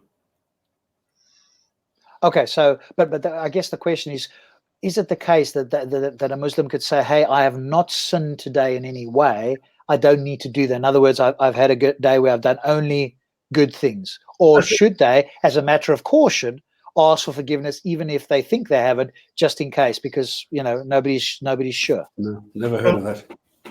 From scholars for dollars like Baker Naik all the way to Asim Hakim, I've only ever heard them speak when you're seeking Allah's forgiveness, it's normally in the context of when you've done something wrong. That you know about. Yes. Yeah. Okay. So if you don't know, you wouldn't need to do it. So if you had a great day, if you were out doing charitable work, etc., and you never got frustrated or upset or whatever the case is that day, you could go home and say, I had a good day, I don't need to do this. Okay. Remember, in Islam, you have this idea or this concept or whatever of intent. In other words, if you, for example, you drink cough medicine, then your intent is not to get drunk. So if it does contain alcohol, it is exempt from the prohibition of drinking alcohol because you're not doing it with the intent. So this is quite humane in this instance. However, it's worth pointing in mind that you're not a Muslim, because when I have listened to those kind of conversations on the Peace TV, it's normally that you have to pray 5 times a day as well. Otherwise, you're not a Muslim. So when you Muslims that are listening, your scholars for dollars have made it clear you are not Muslim unless you pray 5 times a day. So just on. But that's one of the pillars, isn't it? So they should be doing that, right? No, not the 5 times. This is the whole point, because a lot of people say no. You only need to pray 3 times. So there's different versions here. Okay. Because the Quran only mentions 3 prayers. The rest are added later through the Hadith. And if you don't, like Quranis, for example, they only pray 3 times. And even then, they're not compelled to pray all the time and every time, because they say then it becomes monotonous and a duty and is no longer there to serve the original purpose, which is to worship your God. So there's a lot of leeway. That sounds a bit of a weak thing to say, though, right? It is. Every day, right? Because Norbert just mentioned it there from 50 down to 5. And I also the 3 days, or sorry, the 3 times per day one was something that the Shias did. Yes, correct. This is where it started. And there's a lot of things come on, people are coming, they're taking the easy way out. They're taking bits and pieces from the different areas. So some they're taking from the Shia, some they're taking from the Qadianis or whatever. Yes. I mean, the thing with the 50 down to 5, this is for the points. Okay, remember that Islam has a point system, and you were supposed to get 50 points, and the idea is that you pray 5 times, you get 10 points for each prayer, 100 if you pray in the mosque, so that you can generate all your points that you accumulate to get you into the fast track to heaven. Talking about points, that reminds me, I've got double petrol points if I go to Sainsbury's and fill Thanks for that reminder. All right. 3:134. Who spend in the cause of Allah during ease and hardship, and who restrain anger, and who pardon the people, and Allah loves the doers of good. Those who spend freely, whether in prosperity or in adversity, who restrain anger and pardon all men, for Allah loves those who do good. Right. So this is obviously talking again about presumably usury, is it? No, I think we've left that behind. Okay. I think this is more like it sounds sort of like pseudo charity, doesn't it? Those who spend freely, whether in prosperity or in adversity, who restrain anger and pardon all men, for Allah loves those who do good. I mean, that's, to be honest, you can't argue with that, can you? In fairness, that's a nice. Those who check their anger, keep their hot tempers to themselves, and do good. So this actually is a good one to remind fellow Muslims of. I'll keep that up as a reminder to fellow Muslims when they lose their temper. Please go and read. So I'll keep that up. I'll just add a new tab here. I'll keep that up as a reminder to remind them to go back to their book and restrain anger and pardon those people. But then again, okay, we'll leave it like that, because let me just check something now. Are you pardoning your only fellow? Oh wait, and forgiving towards mankind, towards slaves. Okay, because that's what I wanted to check. Can you be kind towards slaves and free men? Can you be kind towards non-Muslims? I guess is the question. It does say in the Yusuf Ali, pardon men. In brackets, it says all men. But even if you just took the word all out and pardon men, it's very. I'd find it hard to say that that's just talking to Muslims only, because it's not quite clear. It just says pardon men. So you can't say it's restricted to Muslims, but you can't say it's not restricted either. Yeah, but you're not supposed to be good towards other Muslims, to non-Muslims. Yeah, in general. You're absolutely right, because you couldn't do that to a Jew or a Christian or a pagan. But again, where the conflict comes in, what does it? This is where it's not clear. It's a nice verse, and it's a shame, because this is one of your first nice verses that we've come across since we started this, or maybe, well, for me personally, anyway. No, actually, no, it's the second one. Because there was one several months ago about and woman is a garment to a man and a man is a garment to a woman, which I thought was quite nice. This one's another nice one, but it's very ambiguous, or you have to look at other verses to see the application of it. Yeah, but we could take a charitable view on this, but it's good to remind Muslims of this. So if they're in anger or something on here, we can go. Can I just remind you to go read verse 134, and hopefully that will help remind you of restraining your anger, etc. So there we go. Okay, good. 135. And those who, when they commit an immorality or wrong themselves by transgression, remember Allah and seek forgiveness for their sins. And who can forgive sins except Allah? And who do not persist in what they have done while they know. Okay. Yusuf Ali, and those who, having done something to be ashamed of, or who wrong their own souls, earnestly bring Allah to mind and ask for forgiveness for their sins. And who can forgive sins except Allah? And never obstinate. Yeah. Never obstinate in persisting. I mean, what? This is stupid. This doesn't make any sense. Knowingly in the wrong that they have done. And so it's a contradiction. I'm not sure. I mean, it's basically, it's not really well worded, but it's like not continuing to do wrong when you know you've done wrong, right? When you know you've done something wrong, ask for forgiveness. So when you commit to immorality, you're breaking up. But going back to the question that was asked, so there's the clarification: is when you've done something wrong, then you get the forgiveness, or you ask for forgiveness rather. Yeah. Yes, and then you can be forgiven. No, what I mean is the contradiction is in the previous part. Who can forgive sins except Allah? Muhammad can. Really? Yeah. Where's that? Oh shit! I shouldn't have said this. Now I need to go and look. Yeah, you've got to be careful if you're gonna say it. People are gonna want to know. Quickly, Yeah. how do I find this? That's fine. We'll read the next one while you do that. So you go ahead. You did mention, but it's good to know anyway. If you brought it up, that's good to know. So avail us of that, and just tell me the number, and I can do it. Okay, so 3:136. While Stops looks that up. Sai International. Those their reward is forgiveness from their Lord, and gardens beneath which rivers flow in paradise, wherein they will abide eternally. And excellent is the reward of the righteous workers. Yusuf Ali. For such the reward is forgiveness from their Lord, and gardens with rivers flowing underneath, an eternal dwelling. How excellent a recompense for those who work and strive. So obviously that's the carrot part of it again. Here's sort of outlining the wonderfulness if you are forgiven. But I don't get where Muhammad is getting this image from, because he's talking about it as this real and tangible. This is supposed to be a spiritual dimension, not a physical dimension. Yeah. So why are we using physical realities to, in a spiritual dimension? Because it was in verse 33, it talks about like the garden whose width is the whole of the heavens. I mean, is heaven restricted then if it's the width? Because that's like in a three-dimensional context. Yeah, I guess they could. Yeah, I guess they could say that, hey, Allah's using language that humans would understand, right? Because he's, if he were to tell you exactly how it really was, that would be beyond your understanding. So he's using language and okay, that we can understand. The 77 virgins are symbolic, not real. The permanently erect penis, the rivers of wine that do not cause headache. Well, again, we'd have to see. I mean, yeah, that's a good point, right? So how much of it is metaphorical and how much isn't? But presumably... This is where I go, where previous religions, that this is supposed to be a conclusion of, do not speak like this. And in fact, actually mocked it. What you talked about there, is that in the Hadith or in the Quran?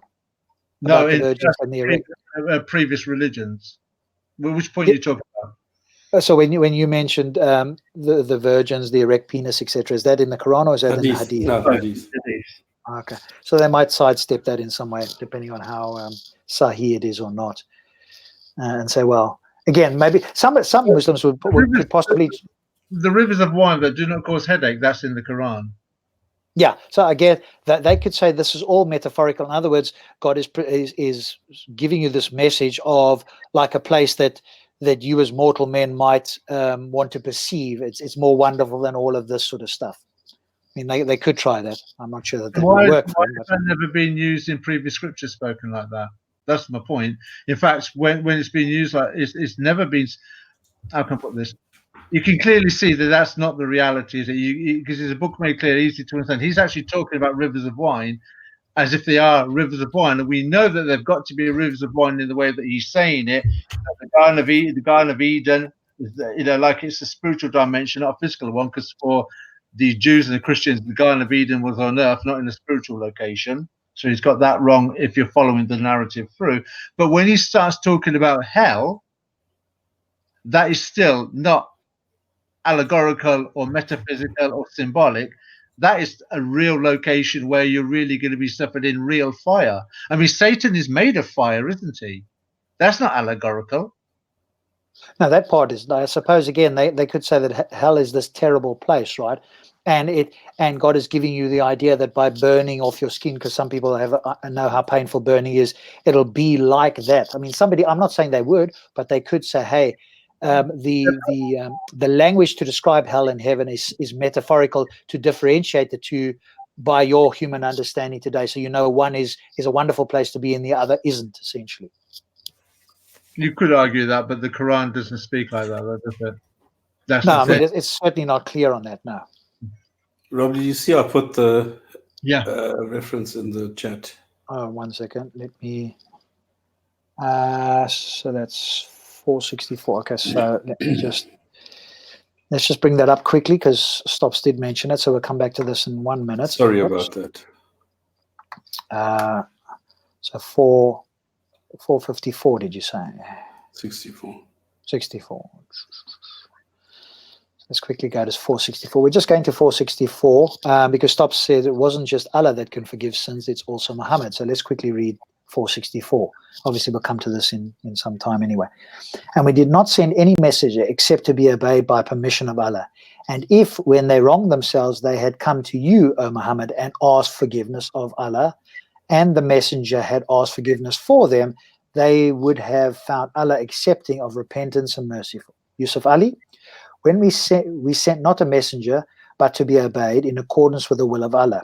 If they had only, when they were unjust to themselves, come to thee and asked Allah's forgiveness, and the messenger had asked forgiveness for them, they would have found Allah indeed oft returning off merciful. Okay, stop. So I think depends on the translation you read there, right? No, go to the roots. That's not what it says in the Quran. Or take more translations. And not we sent any messenger except to be obeyed by the permission of Allah. And if they, when they wronged themselves, had come to you and asked forgiveness, come to you, who's you? And ask forgiveness, okay, and ask forgiveness of Allah. See, this is where you need and ask forgiveness for them. The messenger surely would have found. Surely they would have found. Ask forgiveness the messenger. Yeah, to my reading, as I read that, they're going to him to ask forgiveness, and he's just relaying it to Allah. So he's like a conduit. He's not actually doing the. No. This is the interpretation. That's not what the Quran says. This is exactly the point. Here, and ask forgiveness. Come to you and ask forgiveness of Allah, and ask forgiveness for them, the messenger. Yeah, to me that means that ask. Allah is saying, ask for forgiveness for them, the messenger, you, the messenger. How do you read No, that? this is Muhammad. This is going to Muhammad. Muhammad is saying, if you do something wrong, then you can go and ask Allah. And, oh, Muhammad, this is why they put there in brackets, oh, Muhammad. If they had wronged themselves, but they had come to thee and asked forgiveness of Allah and asked forgiveness of the messenger, they would have found Allah forgiving. Okay, so he seems to suggest that it's ask forgiveness of the messenger. Correct. That's what it says in the roots. Wasn't that clear to me in the roots, though? Maybe I'm just missing it, right? They wronged themselves and they come to you and ask forgiveness of Allah. So we're not talking about this first bit then, right? You're not talking about this bit here. What? So we're talking about this bit here. Is that what you say? And ask forgiveness for them. And asked forgiveness for them, the messenger. Okay, obviously we know that it doesn't translate into smooth English, but to me I could read that as and the messenger asked forgiveness for them. No, the people asked forgiveness for them, the messenger. The people asked forgiveness, the messenger. Okay. It's certainly not as clear. There are other sentences in the Quran which say exactly this. And it's probably a scribal mistake, but there are other sentences in the Quran which say, and the messenger asked for forgiveness and put a good word for them with Allah. Okay, but here, and this is exactly, and the messenger asked forgiveness for them. There are other sentences which say exactly this, but not this one. Okay. And this is why here they translate it in this way, because other sentences in the Quran are actually written this way. This one is not. This is why if you take other translations that really take it the way that it is written there, they will translate it differently than those sentences which are written exactly. The messenger asked forgiveness for them. This is the same thing what happened with Hijab and David Wood, where he says, is Allah praying for Muhammad or to Muhammad? He's praying for Muhammad. Okay.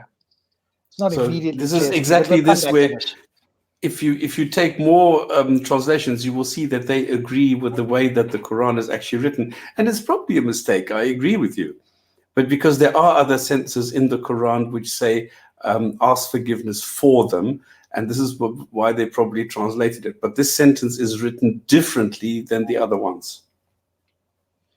Yeah. Okay. I mean, it could, like you say, it could be an error. I mean, if I'm going to present this to any Muslim, I don't think I would be comfortable presenting this as a strong critique, right? I mean, No, you might it's be able to not. do it. It's just a contradiction. If you go word for word through the Quran, then it's a contradiction. Okay. I mean, you might be more confident to do that. I'd be a little less confident. But okay. I mean, we'll come back to this again anyway, I guess. Yeah. There you go. If It's you want just to, if you're a viewer and you want to read it further, then it's 464. There we go. Okay. Have we done this one? Yes. So this is the paradise one. All right. Let's do 3:130. Let's get rid of Big Thought. We don't need that. Sci International. Similar situations as yours have passed on before you. So proceed throughout the earth and observe how was the end of those who denied. Many, Yusuf Ali, many were the ways of life that have passed away before you. Travel through the earth and see what was the end of those who rejected truth. How are you going to know that? So you travel whole earth. How are you going to know how was the end of those who denied? You have dead people, whether it's Muslims or non-Muslims, right? How are you going to know how it observe the end? How do you observe the end? What does that mean? It doesn't seem to mean much. Systems with reward and forgiveness for those who repent and punishment and destruction for those who do not repent have passed away before you have gone in bygone nations. Do travel the land and sea and reflect upon the nature of the consequence, how the ultimate end was for those who the messengers did not repeat the messengers and did not repent of their disbelief. Well, how are you going to know that? That's my question to Mr. You're going to travel throughout the land. How are you going to know what the end was? The end is they died. You're not going to know what happened after that if you're alive. Yeah, but I think he's also talking about the 123,999 prophets have been sent beforehand, and basically the Muslims have got the truth and everybody else hasn't. So it's kind of laid. How can you see how somebody died? And also, yeah, but it's also when it says travel, death is real. We know that's the final outcome for this period of time for human beings. But also it's how they lived and how their religions and faiths and politics were all wrong. It's not just the fact that people have lived and died. I think it says many were the ways of life that have passed away before you. It's the way of their life. That's the way I see it as, is for the Muslim to look at Islam, look at themselves in Islam, and then to look at the opposing arguments like Christianity, Judaism, Zoroastrian, Hinduism, and politics and atheism, and look at their ways in comparison to Islam. It's almost like to elevate them with a sense of pride. And this comes back to Sam Harris. Show me something that a believer can do that is positive for everybody that I can't.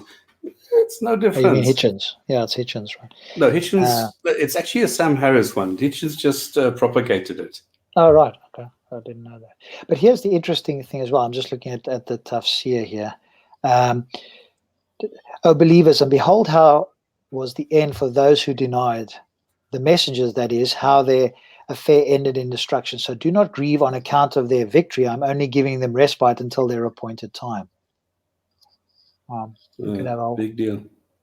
Yeah, he's presenting something additional there. So if somebody seems to have a victory, then don't worry about it, because that's only a respite until I judge them. Okay, so yeah. All right.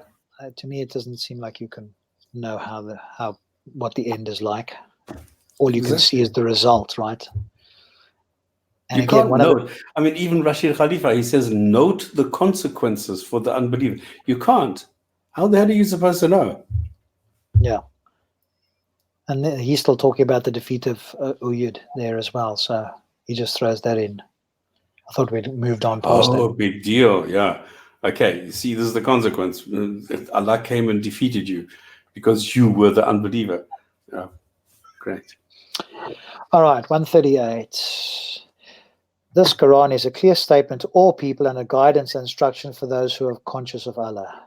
Yusuf Ali, here is a plain statement to men, a guidance and instruction to all those who fear. Well, this is going in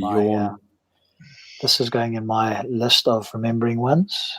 Let's just duplicate that. This is a declaration for mankind. This Quran shows for mankind what is lawful and unlawful, a guidance from error and an admonishment, a counsel and prescription unto those who ward off evil ward off disbelief, idolatry, and indecencies. This Quran is an exposition for all mankind and a guidance from error and admonition from such a God-fearing among them. Okay, so what laws have we got so far? If it's a book of law, what has been the laws revealed thus far? Well, The laws man being- is on a higher degree than the woman. explanation. But the main thing for me is that this is, again, one of those verses where it says that the Quran is a clear statement, a plain statement to me, and a clear statement, right, to all people. Yeah. And a guidance. That's the important thing. So any Muslim that comes along and says there are verses that are not clear, I wanted to, and I also wanted to see what the tafsir said here, right? Are they talking about verses that are unclear, or is this just something that people are making up today because they realize there's so many unclear verses? This has been mentioned as an exposition for mankind of knowledge concerning the affirmation of the unity of God's acts and differentiating of the God-fearing who are the people fixed in knowledge and repent of those blah, blah, blah, who are veiled. This expedition is in addition to the guidance on unveiling for eyewitnessing and assessment. Okay, that doesn't really tell us much. Okay, so to me, I'm keeping that verse because when when a Muslim says, no, there's ambiguous verse, I'm going to hang on a moment. Come and let's read 3:138 together and tell me what that says. I mean, you can bring up as many translations as you like. And this is a very good point that you're bringing up because I cannot stress this enough. Guys, if you talk to a Muslim, never go and say the Quran says this, because this is like an open invitation to go and falsify you. Always do what Rob is just saying. Go to 3:138. Tell me what it says. Let the Muslim tell you what it says. Don't do it the other way around. Very, very important. Yeah. All right. Let's make a suggestion as well that when people are trying to use the English Quran translation, try and find older ones rather than newer ones. The older you get, the more, if you like, less watered down the English language is going to be. So you get more of a not translation friendly version of the Quran, if that makes sense. Yeah, that's why I like Yusuf Ali as well. Yeah. Yeah, so because some of the newer ones, they deliberately disguise what the actual words are or the translation is. That's certainly the case for Sai International, right? That's a much more modern translation. All right, let's do one more for tonight then. 3:139, Sai International. So do not weaken and do not grieve, and you will be superior if you are true believers. Yusuf Ali. So lose not heart, nor fall into despair, for ye must gain mastery. For ye must gain mastery if ye are true in faith. This is a cult leader's handbook, isn't it? I mean, every cult leader that's come after Muhammad must have looked at this book and just picked out certain verses and thought, yep, going to apply that, going to apply that. It is the standard, isn't it? It's the pinnacle. If you want to be a cult leader and set up your own religion, the Quran is a great resource of what kind of verbatim or psychological tactic you want to use on the weak-minded and vulnerable. And there Abbas is talking about and do not weaken in front of your enemies, nor grieve about that which you missed of booty on the day of Uhud. For Allah will reward you in the hereafter. Faint not, shrink not from fighting the disbelievers, neither grieve for what befell you at Uhud, nor shall you prevail through victory over them, if you are truly believers. Mahmoud, don't forget rhetorical devices where when you go back to the Arabic, one word can have between 4 and 10 meanings. So any ayah of 10 words can have 100,000 interpretations of what it means, depending on whether you're standing in a Muslim-controlled country or a non-Muslim country as to what the interpretation is going to mean, if it's going to be anti-Muslim or pro-Muslim. Interesting here. Yusuf Ali says, for ye must gain mastery if ye are true in faith. And this particular tafsir says here, Kashani, faint not in the struggle when the disbelievers have mastery. That's interesting. So that seems to be saying something different. If the disbelievers have mastery according to the Quran, then you would have faith, right? So I think maybe if I was speaking to that fellow, I'd say, hang on a moment, depending on the translation, you'll be superior if you're true believers, if you have mastery. If you're going to use the word mastery, Yusuf Ali uses it. You must gain mastery if you have faith. Okay, so, but if the disbeliever has mastery, do they have faith? Interesting. And I think we'll leave it at that. Thank you very much. Let's have a hadith of the day, if we may stop. So I think I heard you clicking in the background there, preparation. So you're ahead of the game. I took you. No, you already said let's have the last one, so I knew what was going to come without being a prophet. Oh, I've shared your screen, but it's not on there, is it? No. Oh, okay. All right, go ahead, sir. We were on medicine, right? So let's talk about truffles. Narrated Said bin Zaid, I heard the Prophet saying, truffles are like manna. In other words, they grow naturally without man's care. Their water heals eye diseases. And this is Sahih Bukhari 771-609. So this is the highest level. And it says that truffles and their water heals eye diseases. What is truffles? Truffle is a well, I call it a spice. But you can get it in all sorts of things. It's a very distinct taste. You even get it in chocolate. Found in France by pigs. It's a black root of some, I don't know, tree or mushroom or something like this. I guess the question is, right, these sort of things are empirical claims, right? They can be put to the test. Exactly. If somebody has some eye disease, any Muslim that has an eye disease, presumably, if they believe in a hadith and this is sahih and it's the highest level, they would consent to having this as a treatment, right? And but here's the thing, though, even if it cured the eyes, right, that in and of itself wouldn't tell us that was the accurate. We'd have to do a lot of testing on this to check that, in fact, every time you use that was in fact the cure, because you could put something in your eye that doesn't actually cure your eye and your eye cures itself, right? So you need more testing than just one person's set of eyes, right? Correct. Fabulous.